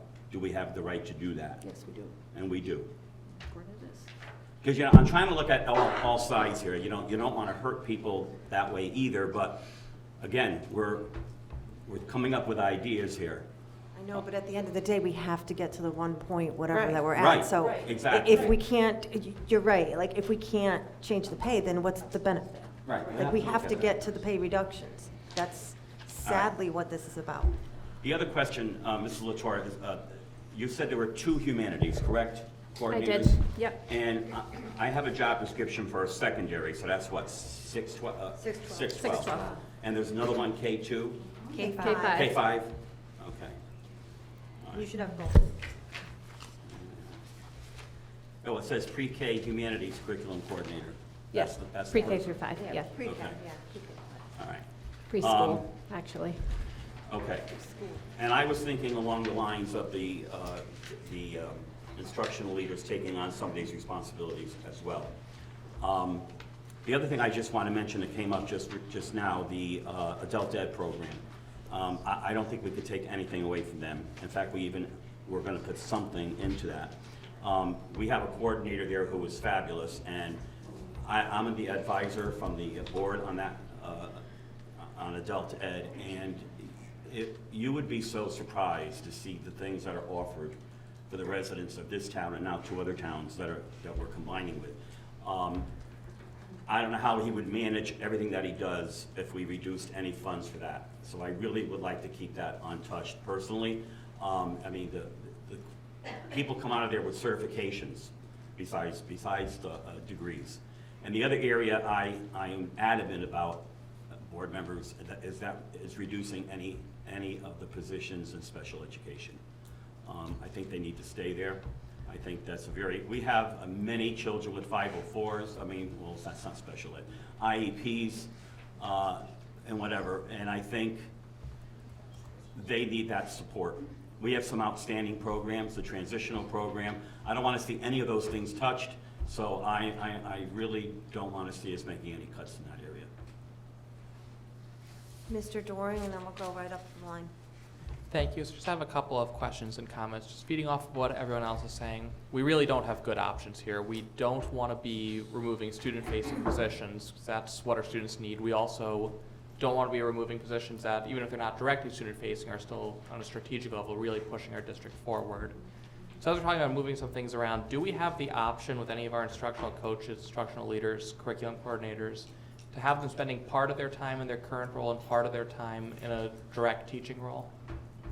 It's 2 different. So it's 2 different unions. So your curriculum coordinators are in the administration union. The instructional leaders, instructional coaches are in the teachers union. So you wouldn't be able to cross those like that. Okay, and I also would hate to have a situation where moving people around where some of our best people in our district end up leaving if they're upset over changes. So if that's not an option, some other notes that I had just as we were going through all this, I would be interested in taking another look at some of the consultants that we have. Not saying that I would or wouldn't support any cuts there, I would just be curious in seeing some of that information as well. Then also as we were going through this, just one general reflection. I was a little concerned about how much world language seems to be on this list. I wonder if that might be a little disproportionate. I'd hate to be taking too much away there. Thank you. Dr. Roscoe? Thank you, Mrs. Raccio. So one thing I just wanted to clarify was, and it's going to seem like I'm really stuck on this topic, and I guess I am, I'll just admit to it. So I think it was said that with the para educators because of the vacancies, that it's really not that significant because some can be moved into special. Was that right? Did I hear that? Like the instructional ones would go to the special, or no? Did I misunderstand? They have the option. There'd be other positions. I'm not saying it's not I just want to clarify. I understand it's still hitting the students. I guess I was looking at it from a potential of them being able to riff into or select different positions Right. that we still have. Well, we don't have 20, Right. but And I understand that does save jobs, which I love to see, but I also think it does still speak to my point of that's a student-facing responsibility, and I think those instructional paras really do, I'll just reiterate, an amazing, amazing work. That was my first thing. My second question is just about the instructional, I don't even know if I'm saying, there's just the coaches. So I think I just need a little bit of understanding, because I too sometimes combine the positions. Am I right, Mrs. Latour, where they are working directly with teachers, and do they ever, and I know that that's their role, but do they ever come in and do like small groups with the teachers, like as a way to be an extra educator in the classroom? So I think And it it's probably varies an on- impossible question It to ask. is. I'm sorry. No, that's fine. It is, and it varies, and it depends on what the coach and the teacher are working on. So, each coaching relationship is very unique and individualized. The coach and the teacher will work together to identify an area that is in question. So it could be small group instruction, which is not an easy task. And the coach might model while the teacher observes. Then the teacher does the thing while the coach observes. And so that is something that could potentially occur. Sometimes the goal that is selected is forming small groups based on data, so it's not, working with students at all. It's looking at multiple data points to set up your small group. Sometimes if it is instructional questioning, the teacher is teaching in the front of the room, the coach is observing, and then as the students are kind of off in their groups, they're both walking around and the coach is listening and chatting with students as the teacher is doing the same, and they're kind of watching each other and playing off of one another. So it really does depend. And, part of what really impacts students is the relationship that the coach and the teacher have together. Teachers are lifelong learners. Our students are very unique. There is no class that is one size fits all. Our students don't come to us exactly the same with the exact same learning style and the same academic gaps or areas for growth. And so as we continue to evolve as a district, as we continue to move past the hiccups of COVID and meet our students' needs and look at where we are instructionally, those relationships have been very profound for some of our staff. Some staff are still hesitant to work with coaches, and it's not forced upon them. It is there at department meetings or grade level meetings. It's there through after school PD to chat and talk with coaches. I can say that over the years that we've had them, their scheduling with staff, their relationship with staff grows each year. And so it has been very integral to our staff's ability to look at our curriculum documents and how they've changed and aligned to standards, all the different things that we have to do to meet our students' needs. And every building does it a little bit differently, but it has been successful in the area at the K-2 level, literacy and mathematics, which is the focus. At 3-5, it's more broad, and they have been everywhere doing everything. At the middle school, it is STEM and humanities, and they have really worked closely with the curriculum coordinators, the building administrators, and the staff at each middle school to set a focus on student engagement and student discourse and carry that through the year with really great success. At the high school, it looks different there too, because just by the structure and the content specificity, it just does look different, but it's also been well received. Again, you know, it grows each year in terms of participation. Go ahead. Just real quick on Sure. can I just piggyback on her question about the instructional coaches? Sure. Do they receive any additional training or certification, or are they teachers that are basically moved into a different role? So when we hired our permanent coaches, and when we hire our instructional leaders, they have to have the certification for the level in which they're placed in. So it's a teaching certification? It is a teaching certification, yes. But they don't receive any other special certification other than? No, coaching does not have a unique certification. Okay, thank you. You're welcome. Does that answer your question? Okay, sorry, I have a That's couple it. more. We're going right down the line. Mrs. Costello. Mr. Ross? Oh, No, wait, she I'm was sorry, okay. I'm I sorry. was just I have going more back into things. that couple Donna just questions. asked Sorry. if she could piggyback in. I'm sorry, we'll be here for a moment.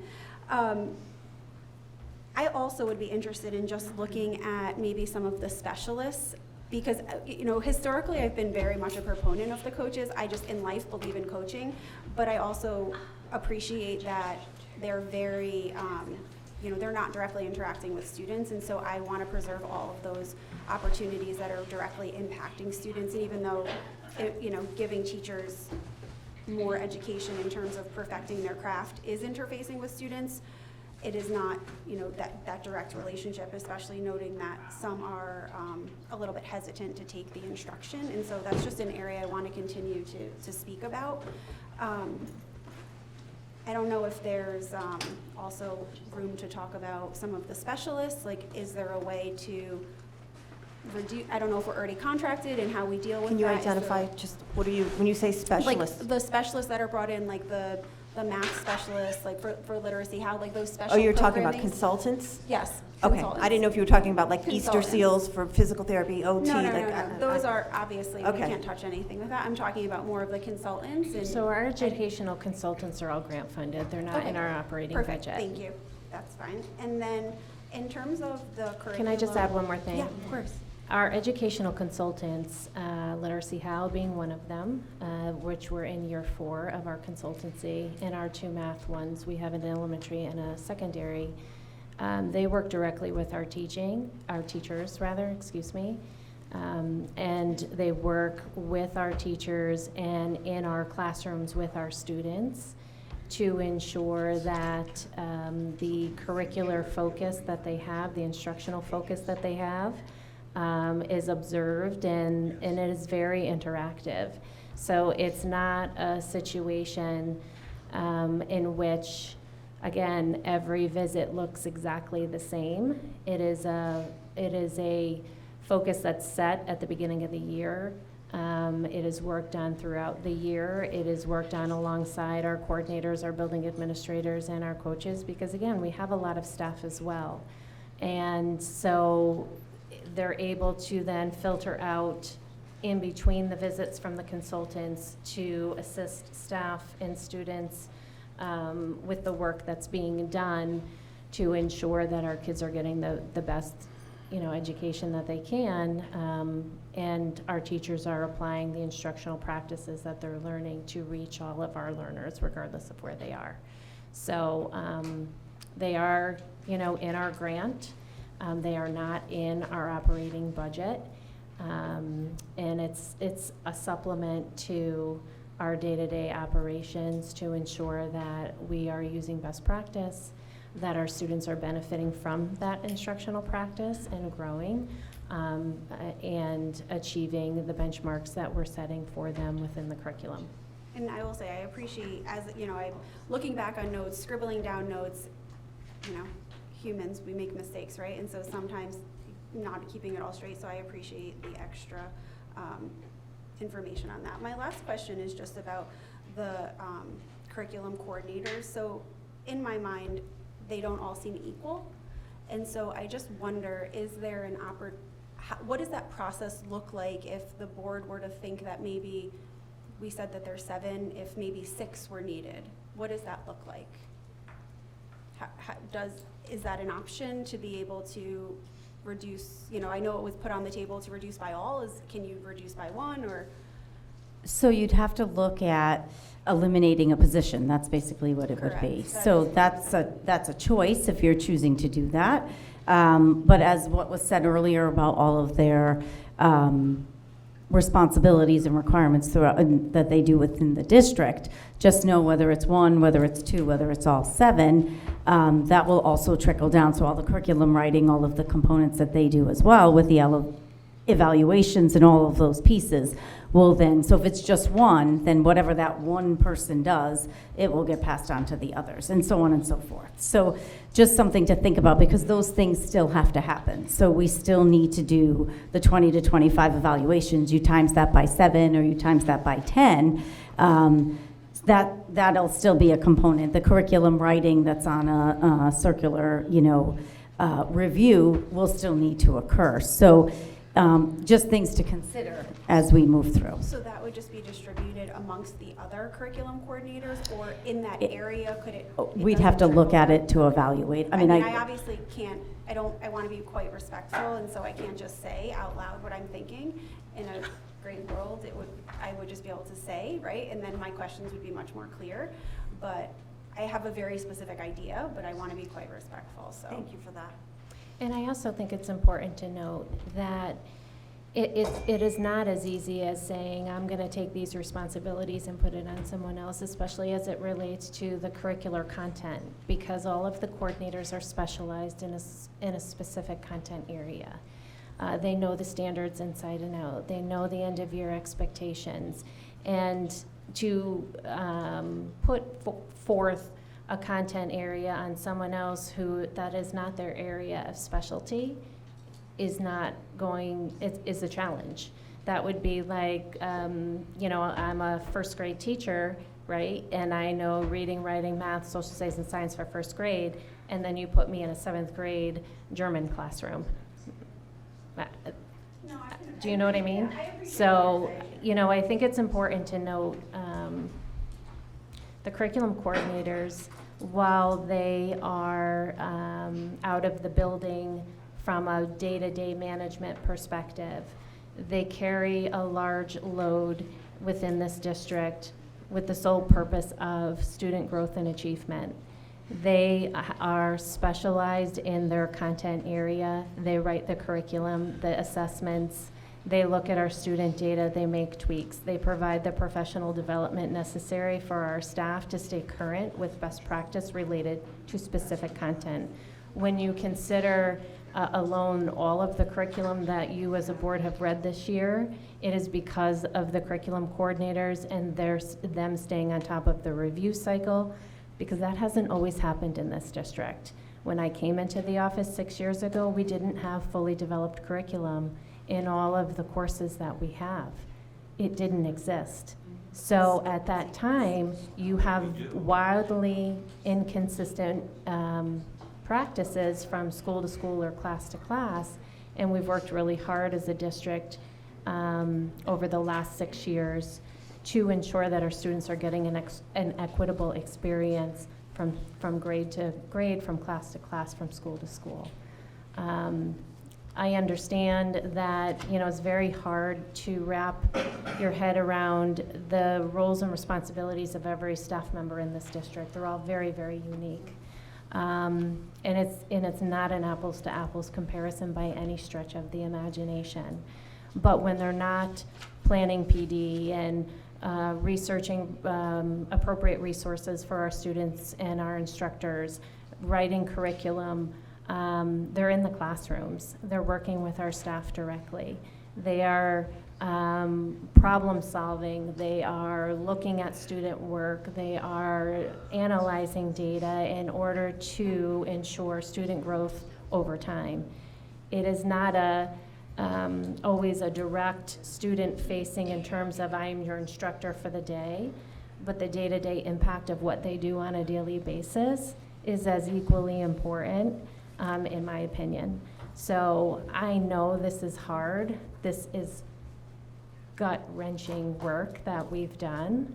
But I have to say, from my perspective in this office, their role, while very different, is absolutely equally as important. It's just different. And this is what makes these conversations hard, because nobody wants to cut anybody, right? And as we look to how we're going to get to where we need to go, we do have to keep in mind that everybody's role and responsibility is different in our students' path to success. And I will say, I appreciate the work that goes in, especially when the curriculum comes before the board. You can tell, especially certain curriculum coordinators are incredible in the way that they are presenting. I just think, to me, there's a little disparity, and so that's where I was coming from with that. But I appreciate that. Thank you. Back to you, Ms. Reagan. So a couple of comments. First of all, with I just lost my thought about the curriculum coordinator, so I guess my comment on that is I do like kind of that idea of splitting it. There is no doubt that this is a difficult job to do, but I think everybody has to appreciate that roles are going to have to change, that this was given to us the way it is. So I think as much as we would love to have every position stay the same, and those curricular coordinators, if that has to go in those positions have to be split up and the work distributed, I think everybody would be on board with that, or would at least hopefully would understand that that's just the nature of where we are at this point. One thing we have not talked about is you did have on here something about library or the library. You had 4 of those positions being cut, I think. Are those all from, what were those positions, the 4? You had 4 positions for libraries, and Specialists, library specialists. the library specialists, yes. Correct. We have one full-time librarian in all of our elementary schools, one in every middle school, one in every high school. Okay. So when we were talking about looking at eliminating the Spanish as a special, which means it's Right. the one on the 6-day rotation, that would leave an opening as to a block of special time. So then it would be looking at our library media specialists. So could they fill that time where they're seeing kids, but they're seeing kids in a little bit of a different way in terms of being on a special. So they'd be split between the 2 schools. So for example, there'd be one librarian between a K-2 school and a 3-5 school. So they would spend 3 days in one of the elementary schools at Stevens, let's just say, and then 3 days at Pond Hill. So the library would not be closed, but they'd be providing it as a 45-minute special to students, all students within that elementary building. The 3-5 libraries would be closed, they'd be shuttered. So I would say that anytime that and I'm not discounting the importance of world language and at such a young age in this lower grades, but fundamentally, reading, I think, we all grew up with reading is fundamental, that whole, I could absolutely not support anything to do with the library media specialists, only because reading and literacy are so important that, especially at the elementary level, to have to split that workload. And while you say that, none of the libraries would close, I do think the quality of that education or that special or the quality of that would absolutely be diminished. And so I do think that would not be, I think that would afford less of an opportunity to enrich our students with literacy, quite honestly. So I would probably support more of the ideas around what Ms. Castelli and Mr. Votto have said. We're going right to the line. Mr. Ross, then Dr. Reed. Yeah, I want to make sure I understand. All our consultants are grant funded, like the secondary math consultant, And do we apply for that grant annually, or how often?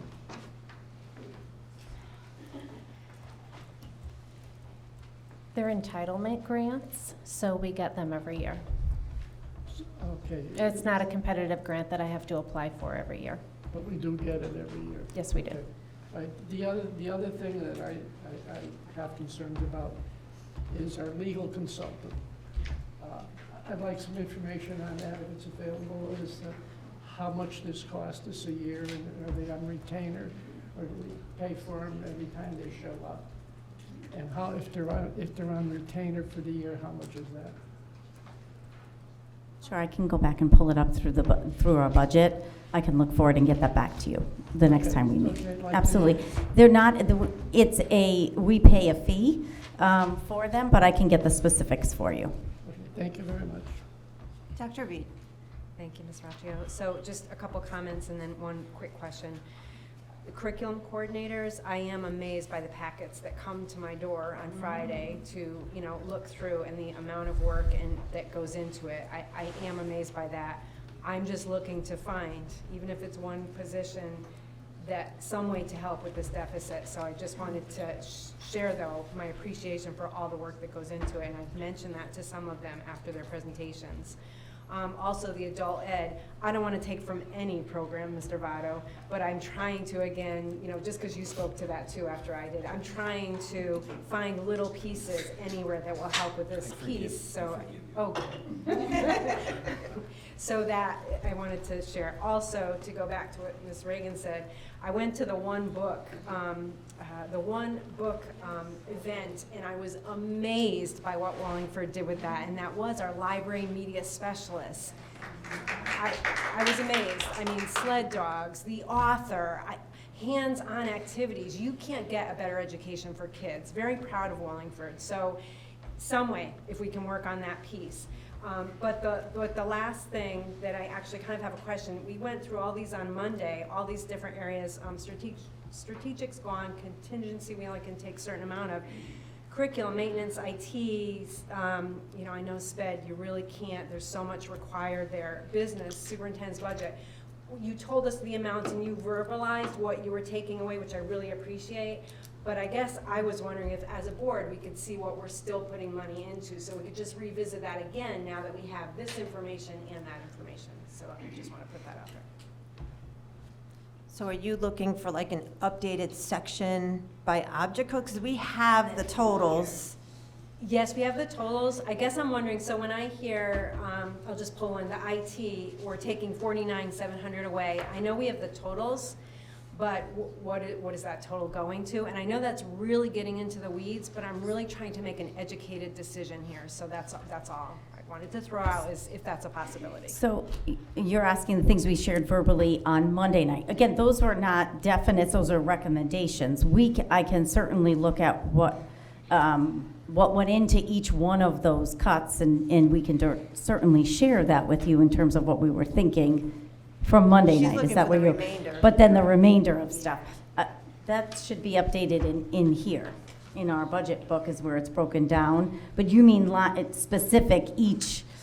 I was looking for some specifics to try to make some decisions, and I'm not trying to throw you all over the edge, but I just thought it would help in making some decisions as far as, can we take any more money from the Monday night discussion versus people? That's all. I know what you're saying.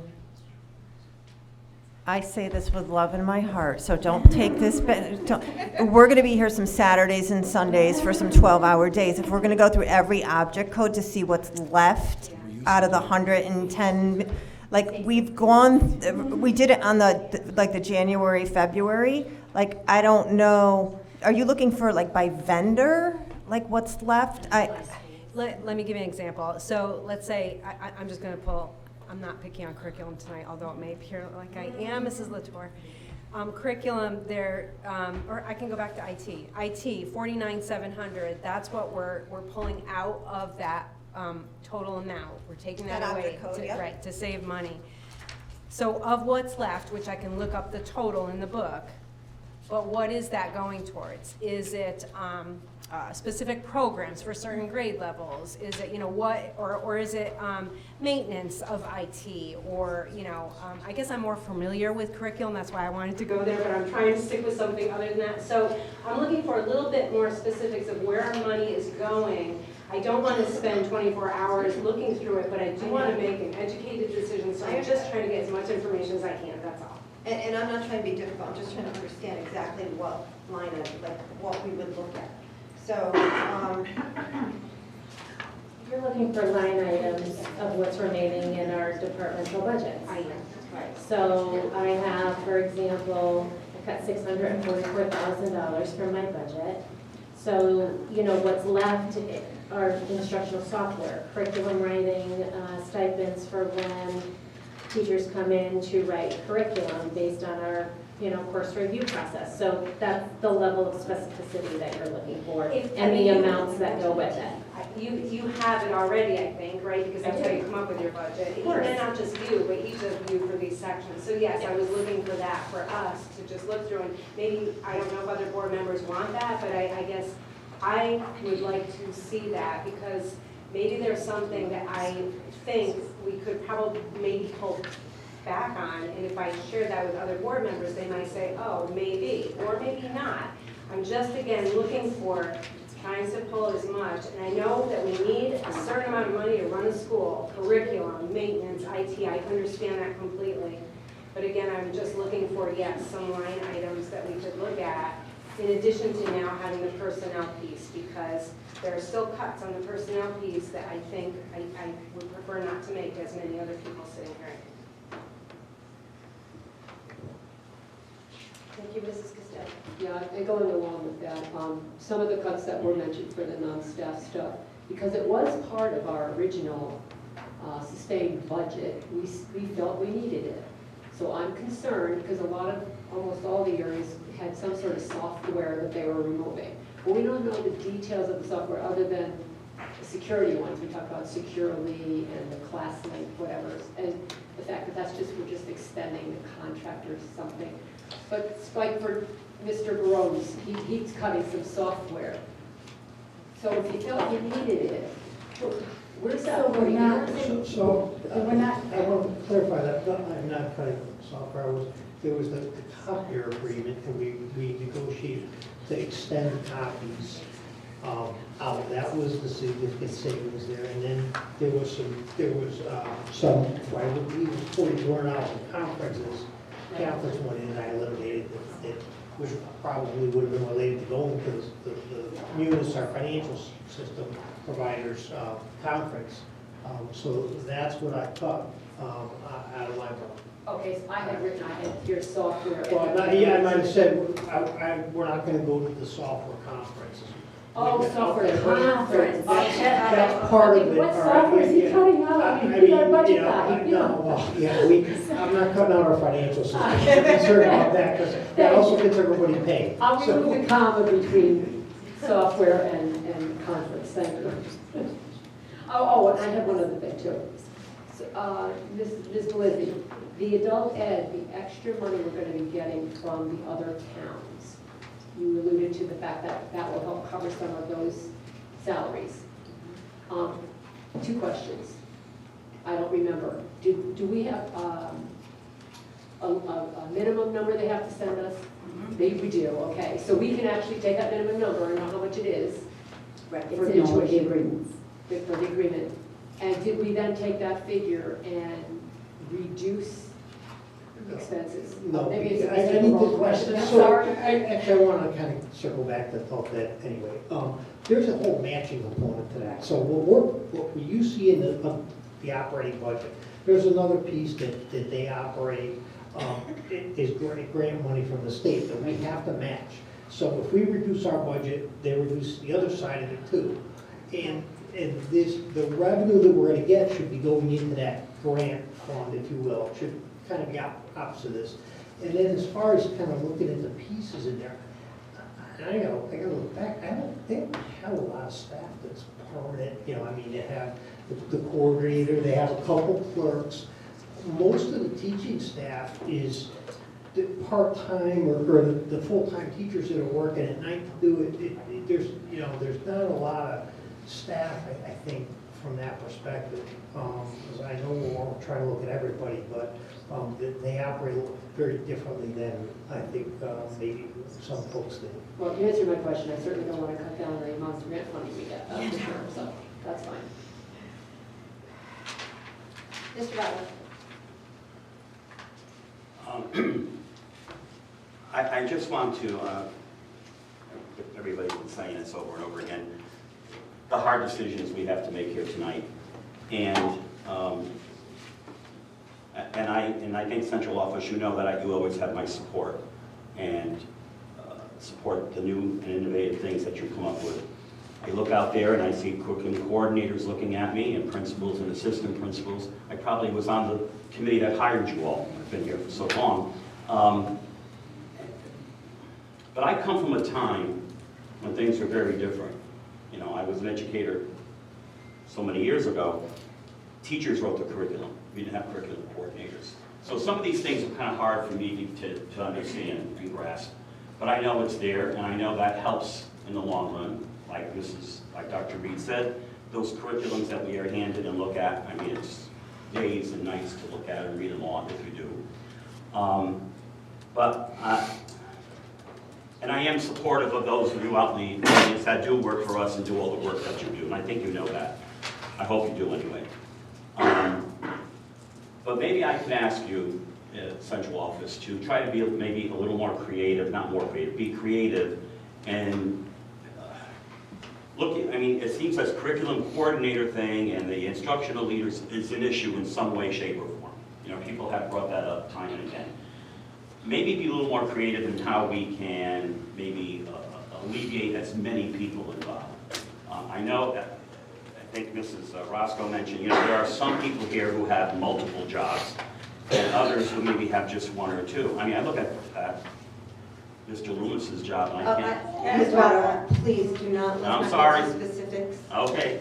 I'm Well, sorry, we don't want to use names. What can I use the coordinator position? You can speak coordinators in Okay. general. So that particular coordinator has a lot of things on that list. I'm just asking if maybe you could just relook at that and see if we can make some adjustments there, just to satisfy the fact that there are people who feel that there are many people in that administrative section. And if we can just look at that and maybe come up with some changes at some time. I don't know if I'm making myself clear about that. Oh, and the other thing is, I'm still upset that we don't have enough money in contingency. I think that's something we still need to think about, because you never know what can happen. Contingency, we reduced it by too much. Okay, Ms. Roccio. Mrs. Passeretti. Thank you. Dr. Reed, I'm glad that you mentioned about seeing those line items. I think by seeing all the things that we didn't discuss yet, that are still in the budget, we get the full picture of what we're looking at, right? So I kind of equate it to my own home budget, where my husband brought a budget to me and says, okay, we're going to cut the nail salon, and we're going to cut, you know, this and that, or whatever. But I don't see what else we're keeping, and I see that we're keeping like a streaming service. I'd say, well, wait a minute. Why are we keeping this? Why didn't you present that to us? Because I want to be able to see the full picture. My husband might say, well, the second season of Picard just dropped and I need to have my streaming service. Anyway, so we do want to see the big picture. It would be really helpful if we just saw everything. I have a question for Ms. Latour. How long have we had a full curriculum office? So the curriculum office started with, and you guys are going to have to correct me if I'm wrong, Carrie Laudadio was the initial. No names, please. I'm sorry. It was different. They were titled different things. There was the A curricular coordinator back in 2014-ish, and I'm going to speak in generalities.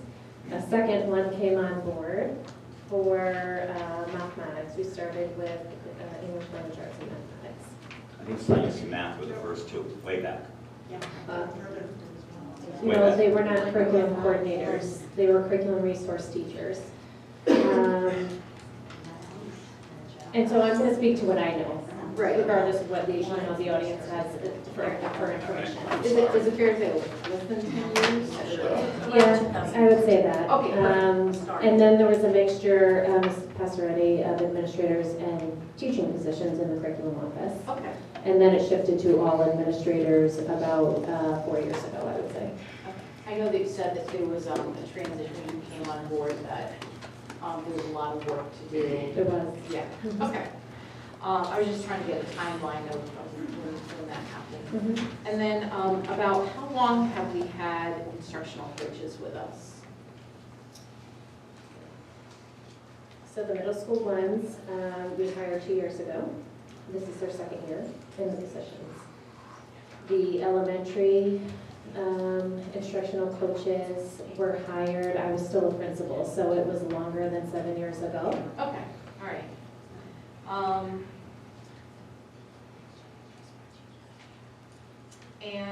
So I did, I'm not going to name any names, I did take a look at these job descriptions, which anyone looking at this can see that there is uniqueness between these positions and the descriptions of the positions.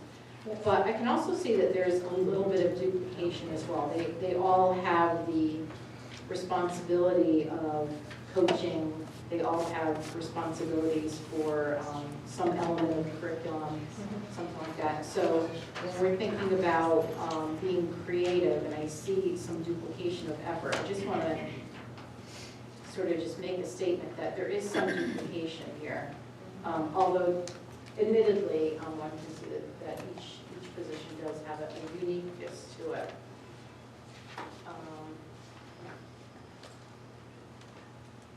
And when we're talking about bumping, so let's thinking outside of the box, and let's pretend that we did remove a position where the individual is a teacher and that they would start bumping. So the instructional coaches, right?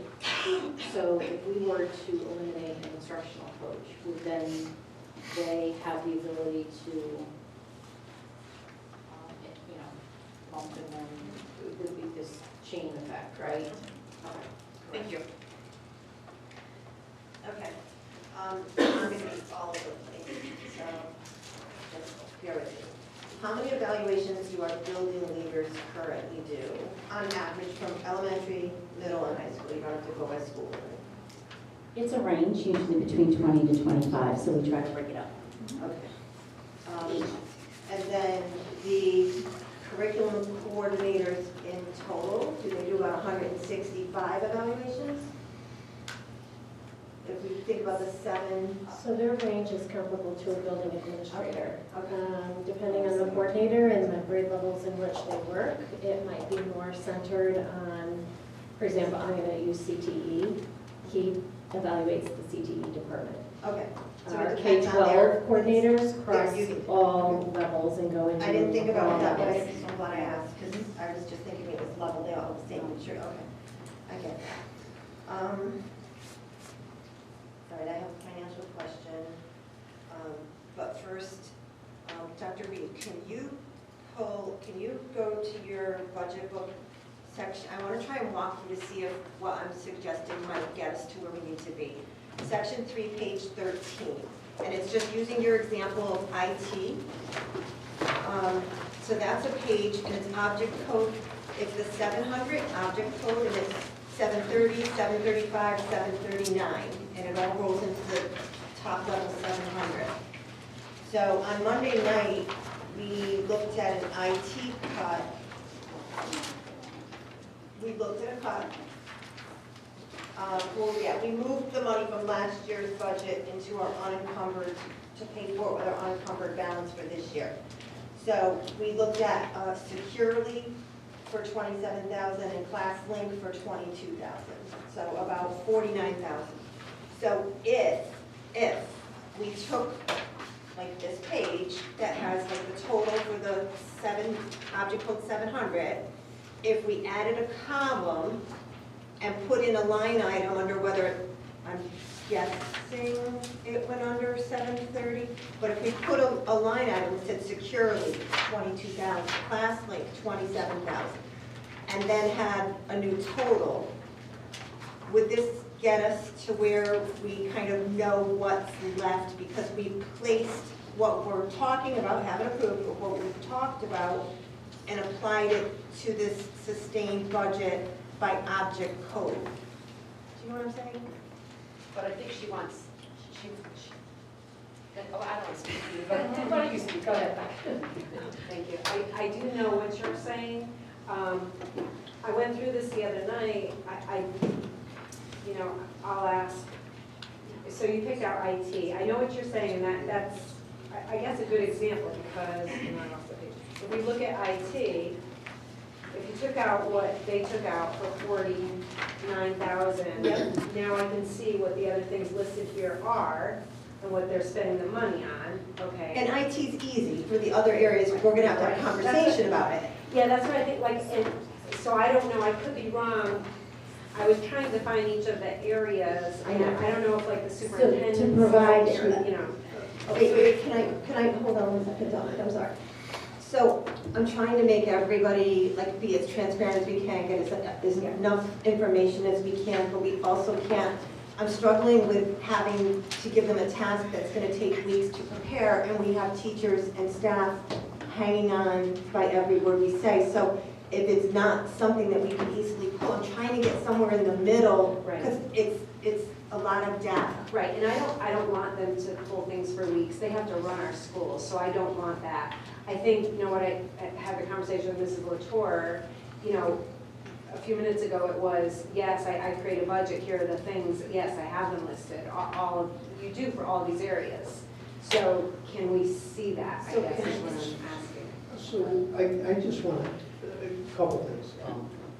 The budget workshop, we made some changes since the workshop to submit to the town, and now we're, working on.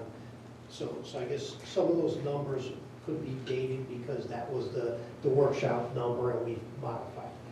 We built this budget from the ground up.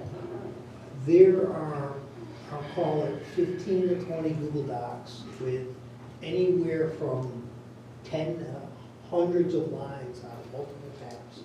So putting that all together, I guess it would be kind of huge. I mean, it would be hundreds of lines of, $50 things and $50,000 things. I don't, I think to assemble that and then go through it would be very difficult. Okay, and you would know better than I because you put it together, so I was just putting it out there as a thought, because to go to what Mrs. Passaretti said, you kind of want to know what you are spending your money on, because we're representing the community. So I also want to say, I didn't put it together, everybody put it together. So there's one in each school, there's one in business, there's one in every department. It's just a huge amount of data. And I think it's something that to just hand it over for you to kind of comb through is kind of tough, because you need it for eight of our elementary schools, both middle schools, our high schools. They each do their own budget. Adult ed does their own budget. Preschool does their own budget. Then our departments, do their own budgets. So to go through all of that, we do a lot of cross-checking and meeting with everyone to review what eventually goes into the start of the budget. Right, so I didn't mean to create a big, I guess what I could do then I'm trying to is, satisfy everybody. That's why I'm looking for and that's options. fine, and that's fine. Hearing and understanding what that process would be, I don't want to put anybody through any more, than what we were already going through. And I know the teachers want the answers. I guess what I would do then is if, and I'm new to this process, but as we go forward, if we're looking at like the personnel issues, if I feel like I can't agree with some of that, I may just say, as one board member, I would like you to go back and take a certain amount of money out of a certain other area. That's right. That's, you know, so that's what I guess I could do versus having everything, you know, that you, I was hoping to be a little bit more, I don't know, Yeah. specific about it, but that's okay. You know, I would just resort to doing it that way, that's all, that's fine. You used to do it that way. I have one more thing, Mrs. Castellano, Mr. Brown, typically when we budget for benefits, I believe, please correct me if I'm wrong, we budget for, like we have retirements, we have resignations during the year, we budget for the worst case scenario that every teacher coming in is gonna have the highest insurance coverage, family coverage, and we fully load the benefits line. Is there any way that we could even do, and again, I'm right there with Dr. Reed, I don't want to have you do this for the next week, but is there any way that we could look at historically the past 2 or 3 years, maybe instead of budgeting at 100% of the worst case scenario, can we do 70, can we do 80%? Is there any way that we can reduce that for what our historical number has been, taking into consideration the vacancies during the year? So we don't budget that way. We take a blended rate, so we don't assume it's a family plan. We average out the family pool, et cetera. And then we do try to adjust, and we look at certain groups that maybe take, say, half of them take the insurance. So we try to adjust for some. So we're not just, even though the group A, let's say, 50% of them take the insurance, we got 7 vacancies. We don't assume that the 7 people are going to take 100% insurance at the highest rate. We also try to, depending on the group, most groups start in the insurance in September, so we've had also shaved some months off. Instead of saying it's not 12 months, it's 10 months of insurance because of when they're going to start. So that's how we put together the insurance estimates. We do start with saying, there's 20 vacancies, and then we look at it and we do adjust some for certain things. One being, we don't assume they're all going to take dual or family. We also don't assume they're all going to take single, which is the least. All right, I thought we were doing it at a full rate, you're saying? No, we are, I'm trying. We are looking at it, we look at it to kind of see, or we get, can we get a better estimate and a question. But there's a lot of movement in there with the vacancies, people coming in, people coming out, etc. Everybody else has spoken about curriculum coordinators, so I will share my thoughts on it. I don't know, but anyone else? It's cold in here. Even on hold. Do some can we adjust the thermostat? Thank you, Mr. Stress.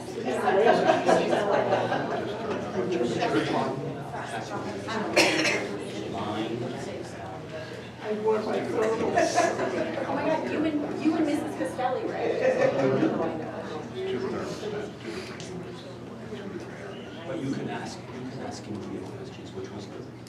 Why is this? Are we good?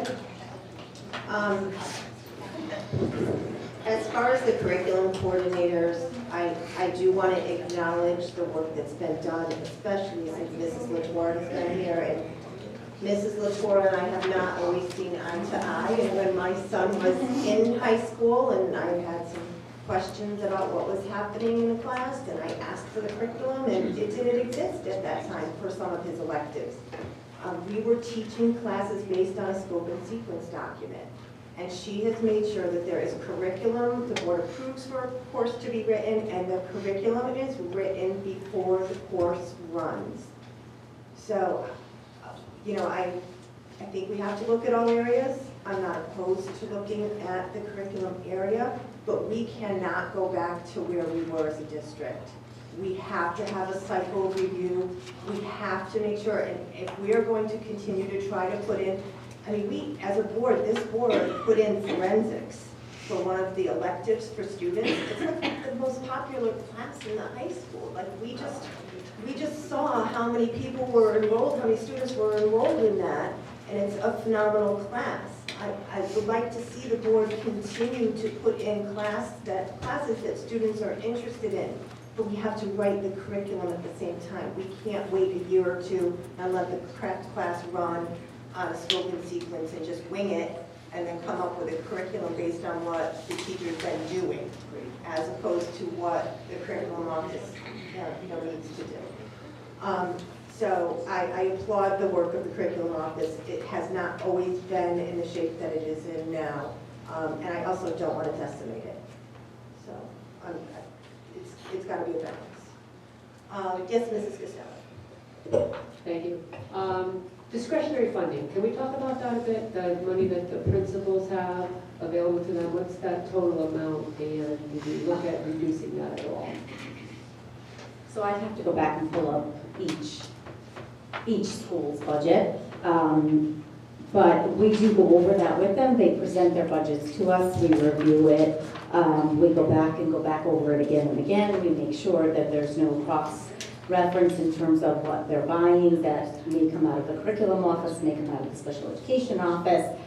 We call them back numerous times to discuss, where this falls in terms of priority for a need within the building. So we do go back over that. So it varies. It depends on the school. I mean, we have it for each, line by line.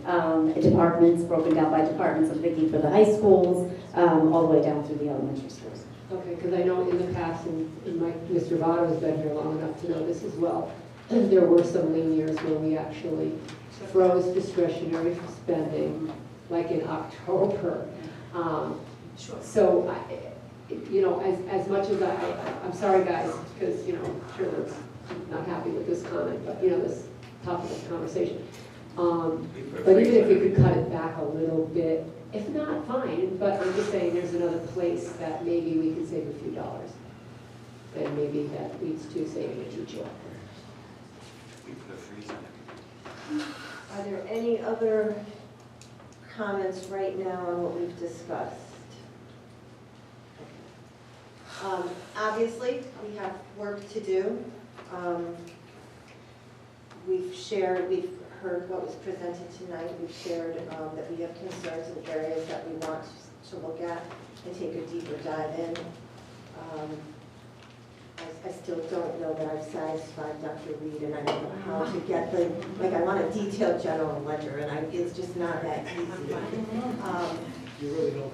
I don't want it, but I know what you're saying, and I don't disagree with you, and I'm also looking at faces and they want answers, and I know the deadline is looming, and the entire RIF process takes, an amount of time. And I know that you guys, it's not an easy task to go through. Can I ask one quick question? The vacancies that we currently have, if we were not to fill those vacancies, one, can we get the dollar amount for all the vacancies that we have if we chose not to fill those? And two, would those not run, or would they continue to be done with long-term subs? I mean, what happens if we don't fill those? So at the elementary level, they're enrollment based, so it's class sizes. So those are reducing and adding sections of classes. Oh, you're talking about these up here. So these are not, so the world language, can you scroll up so that, stop to the top. So let me go through from the beginning. So they're in the budget, but there's no person in that position, like for the Latin one. There's no, we were originally thinking when we built the budget that we would need 4 additional paras. We are now thinking no. Right. So that's not a person per se. Right. That is currently in it. Same thing with your special education clerical 3 position. Looking at the 2 world language teachers, there's no one in those. Right now, they're vacant. they are being filled with subs that are long-term subs to get us through the end of the year. But after we're doing the middle school schedule, we will not need them next year. So those items right there, from those up, there's no physical bodies in them right now. And we don't need to fill those. Correct. So our number isn't really 1.4, it's 1.4 minus those 4 line items. Plus 290. Yes. Plus 2, okay, that, my other question was, is that 290, can we put it towards the sustain? It's not Yes. strategic. All right. So when we, I'm sorry, Mr. Brown, go ahead. You know I'm passionate about this because I take exception, and I'm probably going to get smashed on social media where I'm not at, but I take exception calling redoing a gym floor and doing a ball field restoring education funding. That is not restoring education funding. That is. I just want to say, we really only have the one budget. Thank So- you. So, Okay, all right, yeah, that's fine. but you're So right. we I have- mean, so we would, whether we allocate it towards this Okay. or towards the gym floor, and I'm not proposing. So, that, just- math. No, we're not doing a gym floor. We've laying all teachers. heard about my math skills. So we know that we have minus out the non-staff items from last time, right? So we have a deficit of 1.4 million, but if you add in the 290, that's 1.1 something, minus these first four items. So where does that leave us? Right, and I had all these words written, but your math is right, Jocelyn died, so my math went away.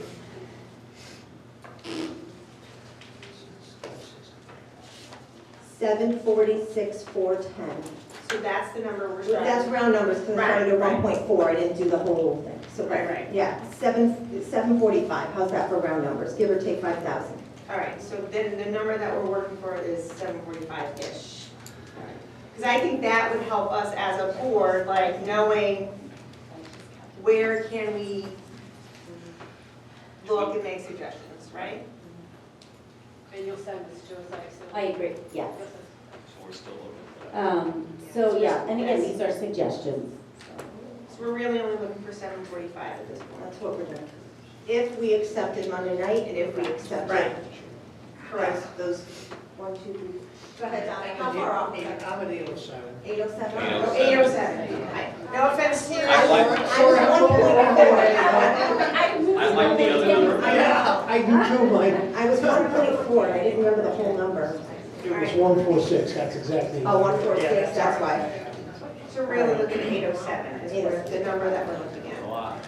It is still a lot, but it's not 1.4. Yes.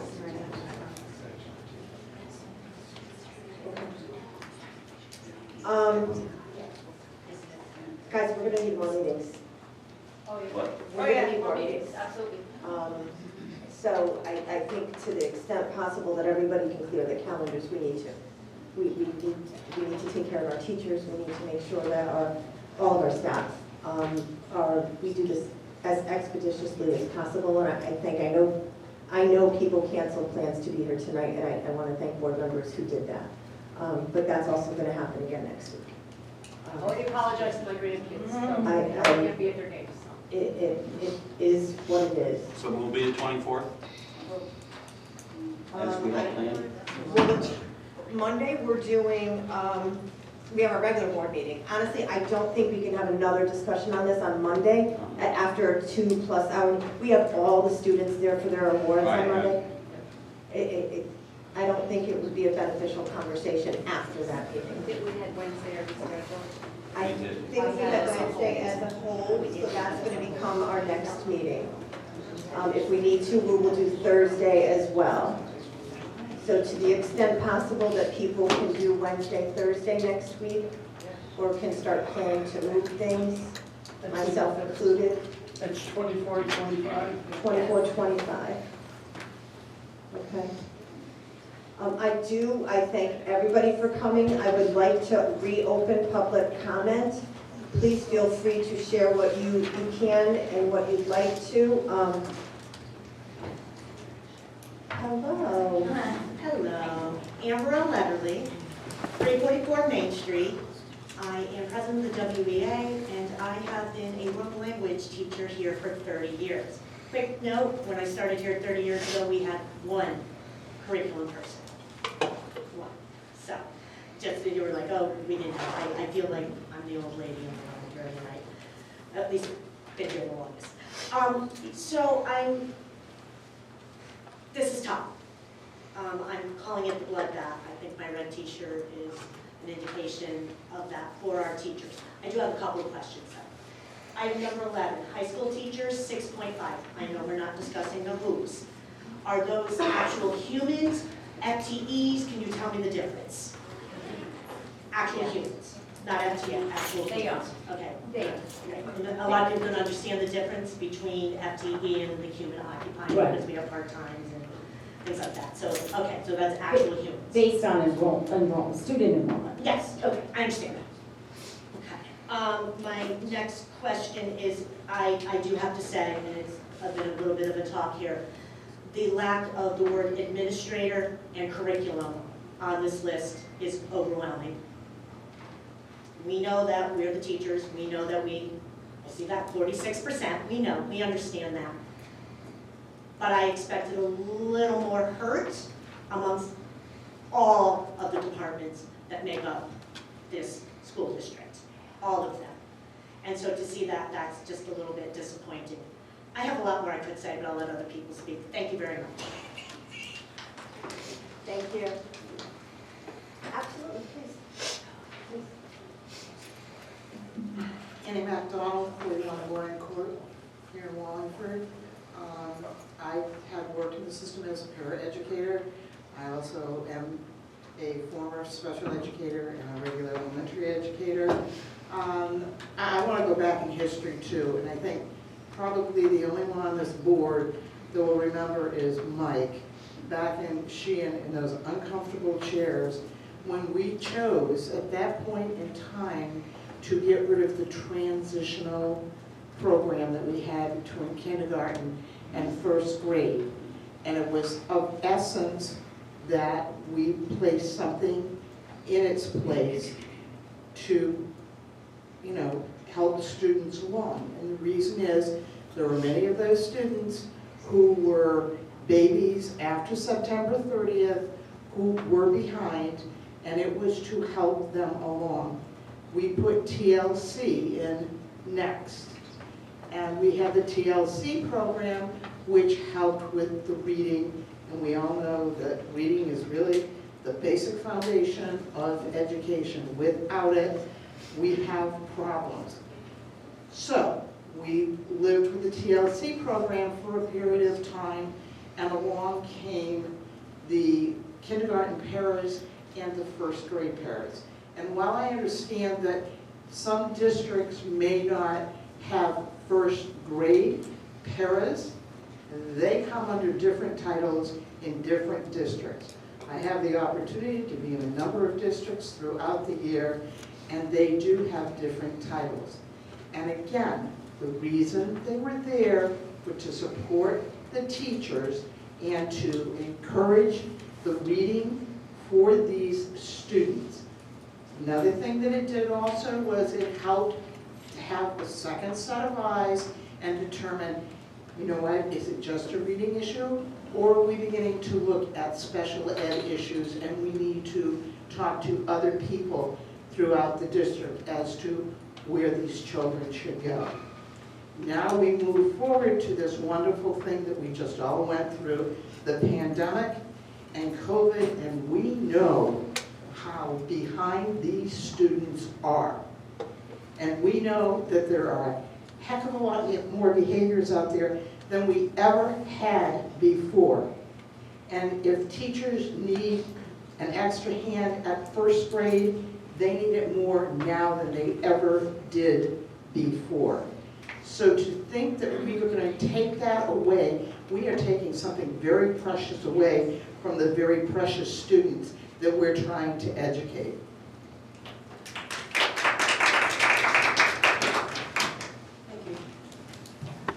Good evening, everyone. The folks behind me asked me to keep it brief. But I just want to say a few things. Joe Corso, I'm the principal of Lyman Hall. I appreciate the situation everyone's in. I know none of us here, anyone, wants any of these cuts to take place. You know, I will say that it bothers me that when an administrator is recommended potentially cut, which I think is appropriate because we all have to give, that we hear applause from the audience. I will say that that really irks me. There's not an administrator behind me that wants any one of these cuts to happen, so I'm not quite sure why we feel that's appropriate, but that got me pretty fired up. Like I said, none of us want any of these cuts. The mayor put us in this predicament. We're making the cuts. We're going to make it work, whatever you guys do.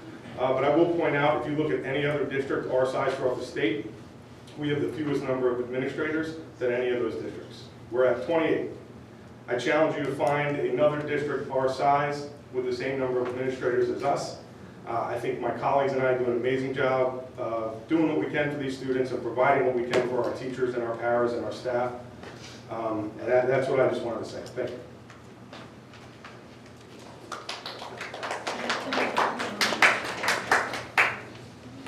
Thank you, Mr. Corso. Any other public comment? Certainly.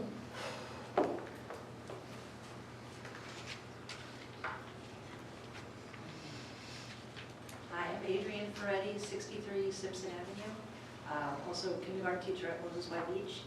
And if I could just implore two areas not to cut. The library media specialists are the absolute heart and soul of our schools. The things that they do for our children are just outstanding and amazing, and we would be lost without them. And secondly, the first grade paraeducators. As a kindergarten teacher in this district, I've been teaching this district for almost 20 years, and I've seen the changes in the students that we're receiving. It's not easy. I'm a kindergarten teacher with a full-time paraprofessional, and I still don't feel like I have enough hands. There are times that tables are being flipped and we have to evacuate the room for the safety of all the children. It's hard to do that with just one person. I know what I have in my room this year. I know what I'm sending to first grade, and I just don't think it's doable without a full-time paraprofessional. Thank you.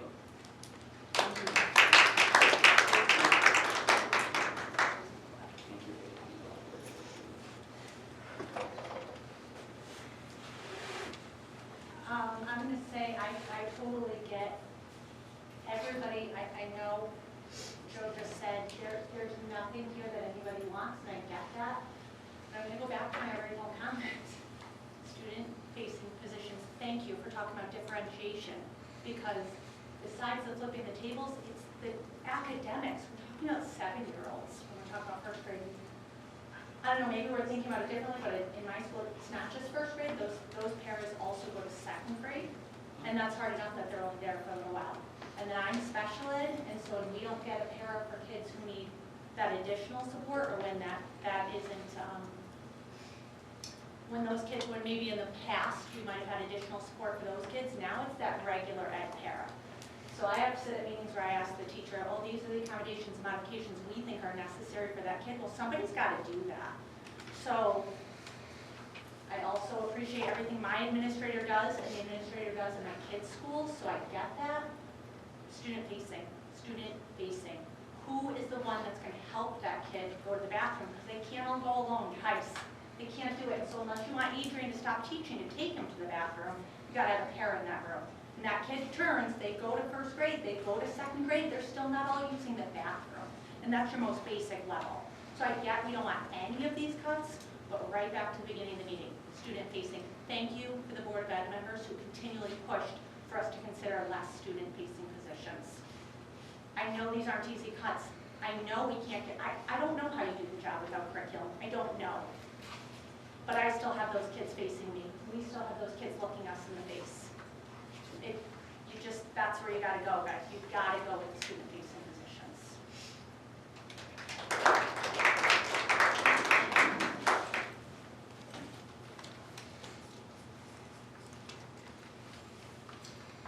Hi, I'm Anna O'Brien. I live at 9 Parkland. I'm a mom of 3 and a librarian in town at Cook Hill School. And very nervous to come up here because my brain is very jumbled with a lot of things. I do want to say, I agree with Diana, student-facing staff members, please look at that. But if you are to look at curriculum, I can only speak for the person that has been our support, and that's Angela Carey. The amount of work that she does is amazing, and we as colleagues are so much better because of her, and we did not have her this entire 8 years that I've been here. So I would like you to look at each specific if you are going to continue down that route, and look at that. They're not all just kind of clumped together. As far as librarians, so most of you maybe don't understand that, for example, art, music, and computers, they are shared with our sister school. PE is not, because it's twice during a 6-day cycle, and librarians are not. During that time, specifically, I teach 10 preschool classes on one of my flex days. So I teach 4 days, not 3. I know Emporier also has very many, 5, I think, preschool classes. During the other days, I do the differentiation. I take the kids that are already reading, so they're not sitting there doing busy work. I do extra things for the school, and I don't just speak for myself. I know that my colleagues do the same. I do morning announcements. Every morning I record the kids. I do before and after school things. I maintain a little free library. I brought in an author 2 weeks ago. I would not be able to do any of those things if I was shared between 2 schools. And I would be cut, to be honest, because I'm number 6 of 8. I know what my students would miss out on. I know what my kids that are my youngest at Pontill, I know what he would miss out on. So please consider that. Thank you.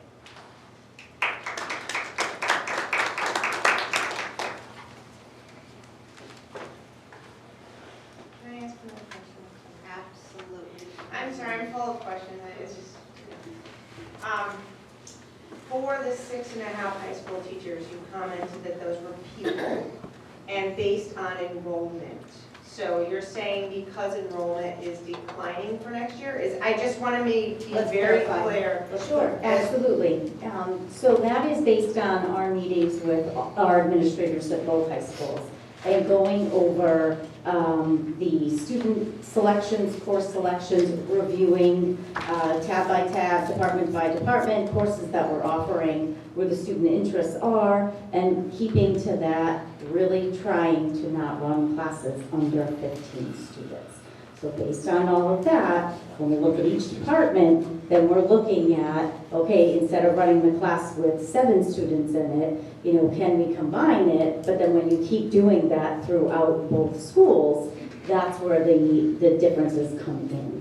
And so with doing that, and it was multiple meetings with our administration from both high schools and our central office staff reviewing that and going back. Our school counselors who are fabulous going back and looking at what happened. Kids make more than one choice, so what's their second choice, what's their third choice? Again, there are some exceptions to that. But for the most part, we've really significantly tried to cut down this year on the number for both high schools. It's not one or the other, it was both. Significantly cutting down on running courses with less than 15 students. Understood, thank you. Dr. Reed. I just wanted to clarify it for myself. So of that 800,000 that we still have to find, the teachers' unemployment, the paraeducators' unemployment, and the insurance savings paraeducators, those 3 things, like 32,000, 72,000, 150,000, those cannot, unless we keep some of those people, those have to stay, right? So they're gonna, it depends on how many we cut and we'll reduce, right. Okay. So that's gonna fluctuate. Okay. We just put that there as a holder for us and for all of you to realize that in addition to that, those are the things we have to also add back into the budget because we have to pay for that.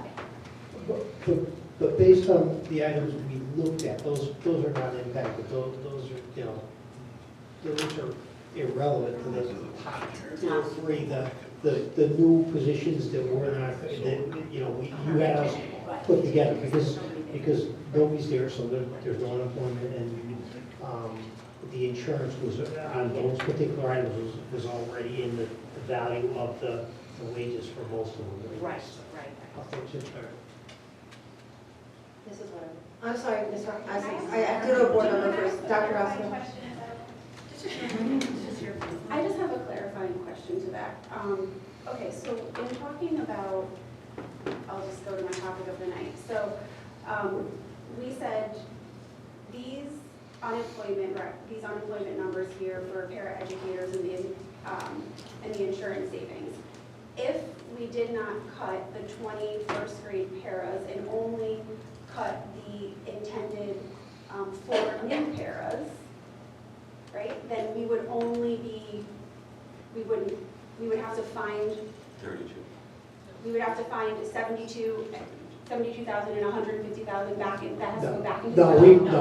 We would just We would ignore reduce it. We proportionally. would delete them right off there. They're not even, so Oh, the, okay. okay, So so it's just but being the okay, the that's fine. I first just wanted- 4, the 4 up top that we added this Yes. year, or for next year, we would just take that money away. That includes the wages, it includes the insurance. Okay, so that's And an there's no all-inclusive employment number. impact. This would be, I understand, thank you, sorry.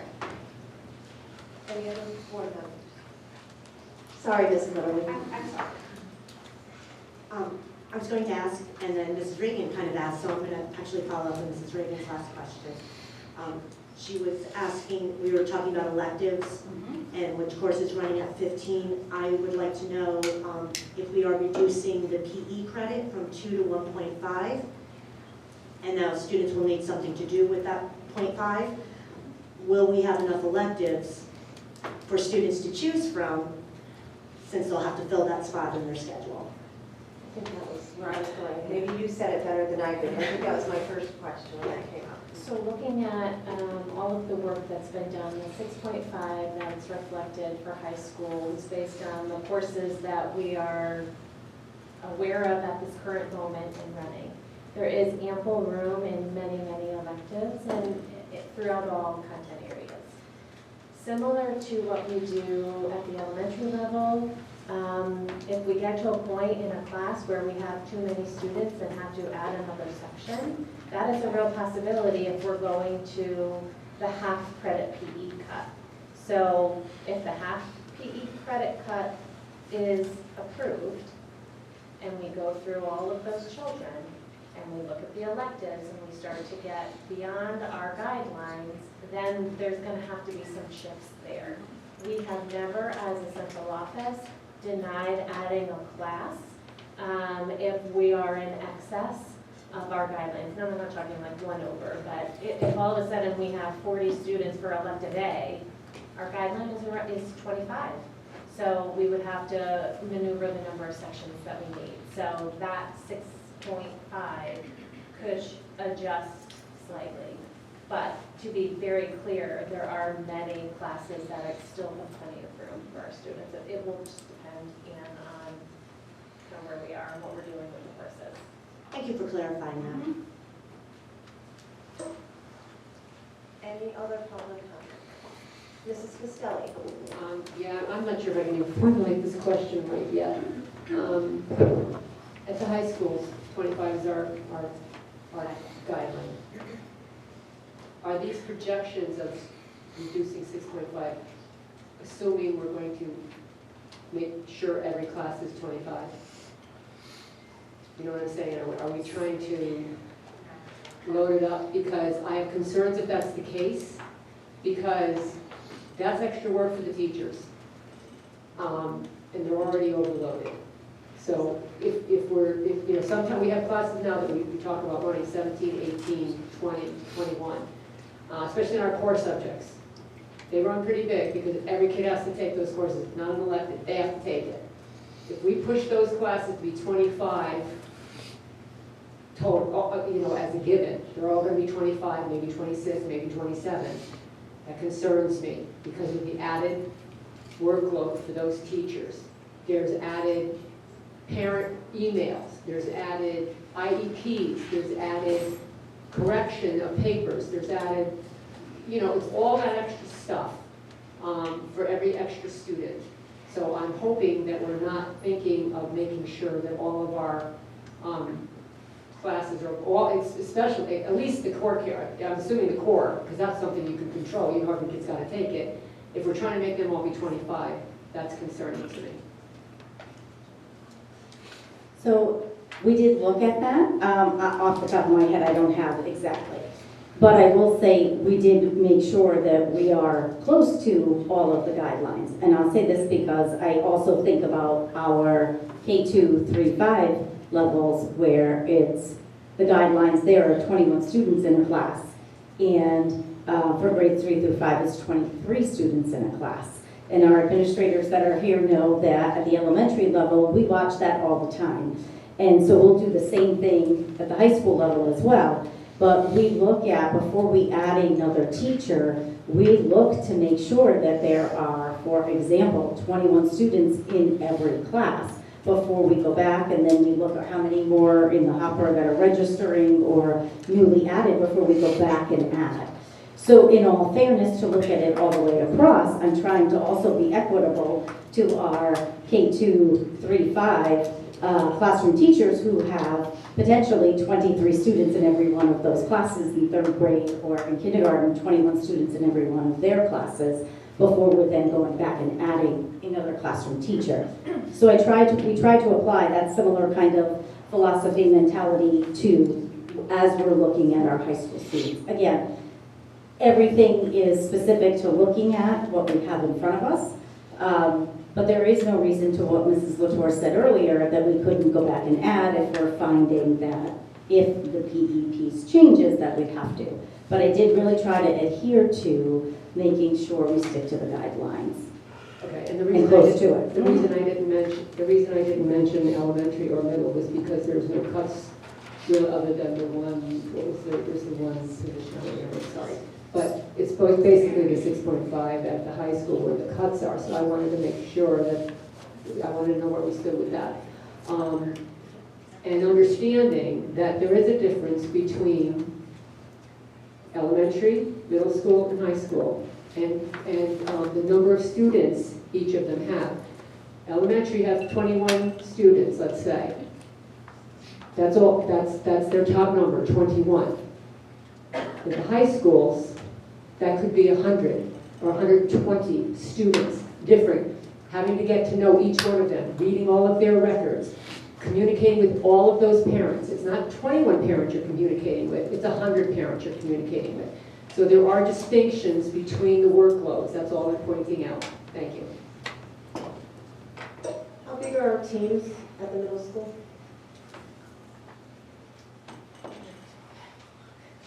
But roughly, I'm not gonna. About between, and Anne, you can correct me, anywhere between 85 and 100 students-ish on each team? Currently, yes. Yeah. Next year, our highest enrollment is about 201 students. So it's about 100. It varies, but similar to, you know, the 5th grade level at a particular elementary school, they range. And related to the high school, just so you know, as we look at, and we met with the high school continually. Kids drop, kids add, it goes back and forth. We made the decisions that we made at the time around the table, all of us together, using our guidelines. None of them are up so far to the point that we didn't want to add another class, because we take it one course at a time, and it's division.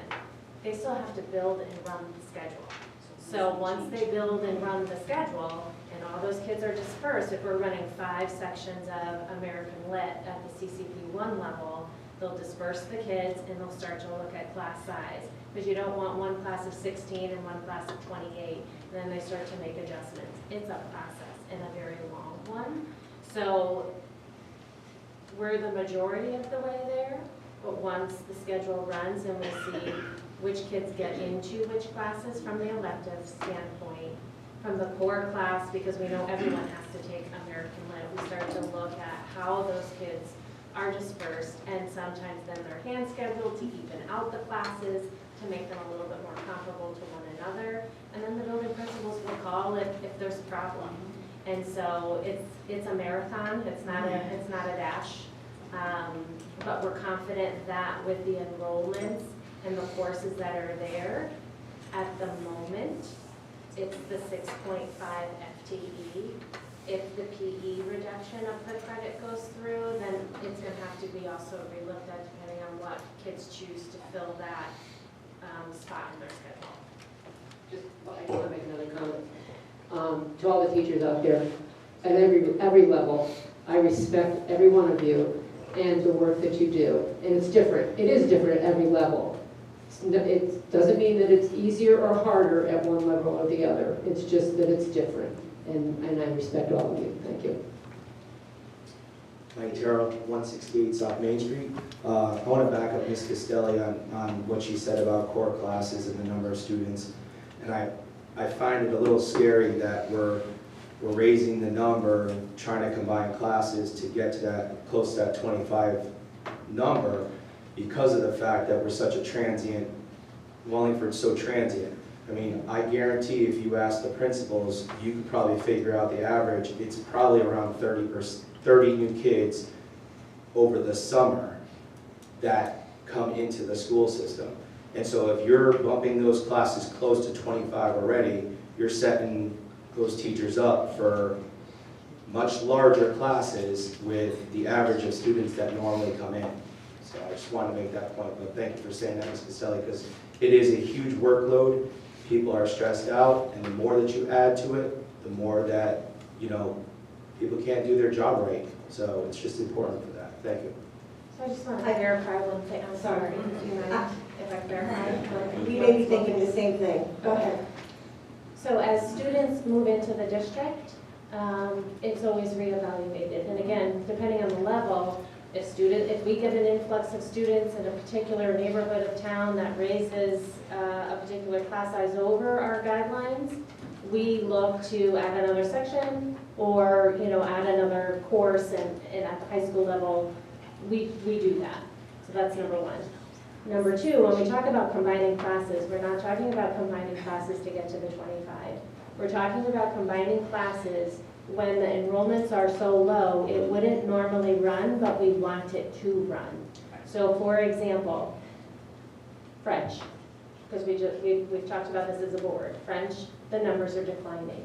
In order to continue to provide our students the sequence of French at the high school level, we might combine French 5 and 6 together so that both classes actually can run.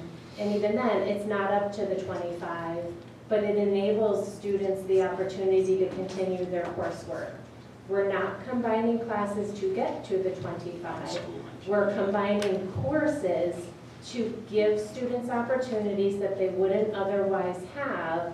And when we're in the position of combining a course, usually it's still well under that 25 guideline, because we're trying, given the declining enrollment that we're experiencing, not to say, I'm sorry, John, your French experience ends at level 3, because we don't have enough kids to run 4 and 5.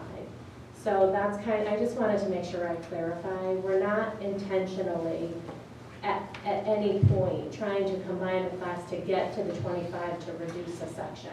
We're trying to make educational, instructional decisions for the schedule that enable our students to have the wealth of opportunities in their on-course that they're used to having, given the declining enrollment that we're experiencing. So I just wanted to make sure I clarified that for the public and for the audience. And yes, that was my question. Mr. So Corso. I'll just add, I get Joe Corso, Lyman Hall, resident of Wallingford, 4 children, all 10 Wallingford schools. Just so we are clear, the average number for next year right now for English and math is about 21. So 25 is the target, but if we have a class where there's 32 kids that have requested it, we do bump that down to 17, which keeps those classes low. Now, when we run the schedule, which we'll do here, which we should have done already, but we can't because of the budget. Once we run the schedule, that 21 average, let's say for 9th grade English, there's a 21 average, It doesn't work out perfectly because the scheduler will go through about 50 million scenarios to try and get every kid the classes they want. Within that, one of those classes might run at 25, but the other class might run at 18. There might be a class at 17, there'll be another one at 23.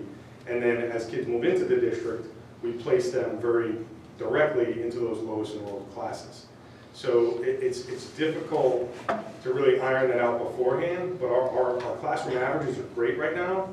And yes, what we did was try to keep it around the 25 so we weren't running these extremely low sections because then it gets to an inequity across the board, whether it's for our CCP2 level classes and or our honors or AP classes. So that's where we are. You know, part of it is I feel like we're having a debate about class size when we don't have that issue yet. Like I said, in the two main areas, math and reading, math and English, we're looking at about 21 average. Science has to stay under 24. Not really has to, but the recommendation to keep those lab classes down, and our electives are traditionally typically low unless we get these one-offs where we have maybe 28 or 29 kids that want film. We'll put them in film at 28 or 29 kids. So I just wanted to be clear what we said. Thank you. Mrs. Passaretti has a question. So, the cords aren't long enough. Am I allowed to ask something that appeared in our weekly update from Superintendent Lizzie? Is it related to this? Yeah. It's in the certified open positions list? That's a current list. Yeah. So, we aren't funding some vacancies, correct? Right? That's what that is. Potentially. Potentially, sorry. We're not voting on anything, we're not doing consensus. So we have a couple certified open positions that we were emailed about. Are these two, do these fall under the vacancies that may potentially we might not fill? Can you repeat? Nobody knows what you're looking Yeah, at. okay, I'm sorry. I'm sort of being vague on purpose, I guess. Okay, so we have, Superintendent Lizzie has it open. Yep, I see it. I'm trying to be very careful about, not saying, I don't want to say anybody's name, we all have to be careful, I guess. So one of them is a special education position, which is, that has to be filled. Correct. Okay. Two of them are adult ed, evening positions, which are part-time positions, right? And then the one is the French-Spanish teacher, which is current vacancy right now, which we need someone to complete from now till the end of the year. Okay, so this, nothing here is included in any of your proposed items. So these are positions that we intend on filling and not included in this. Correct. Okay, Yes, correct. thank you. I'm just thinking about the list. Thank you. Okay, any other questions? Okay, for board members, let's remember Monday, it will be a long meeting. There will not be a budget workshop as part of the meeting because we do have all of our students coming. Our next budget workshop to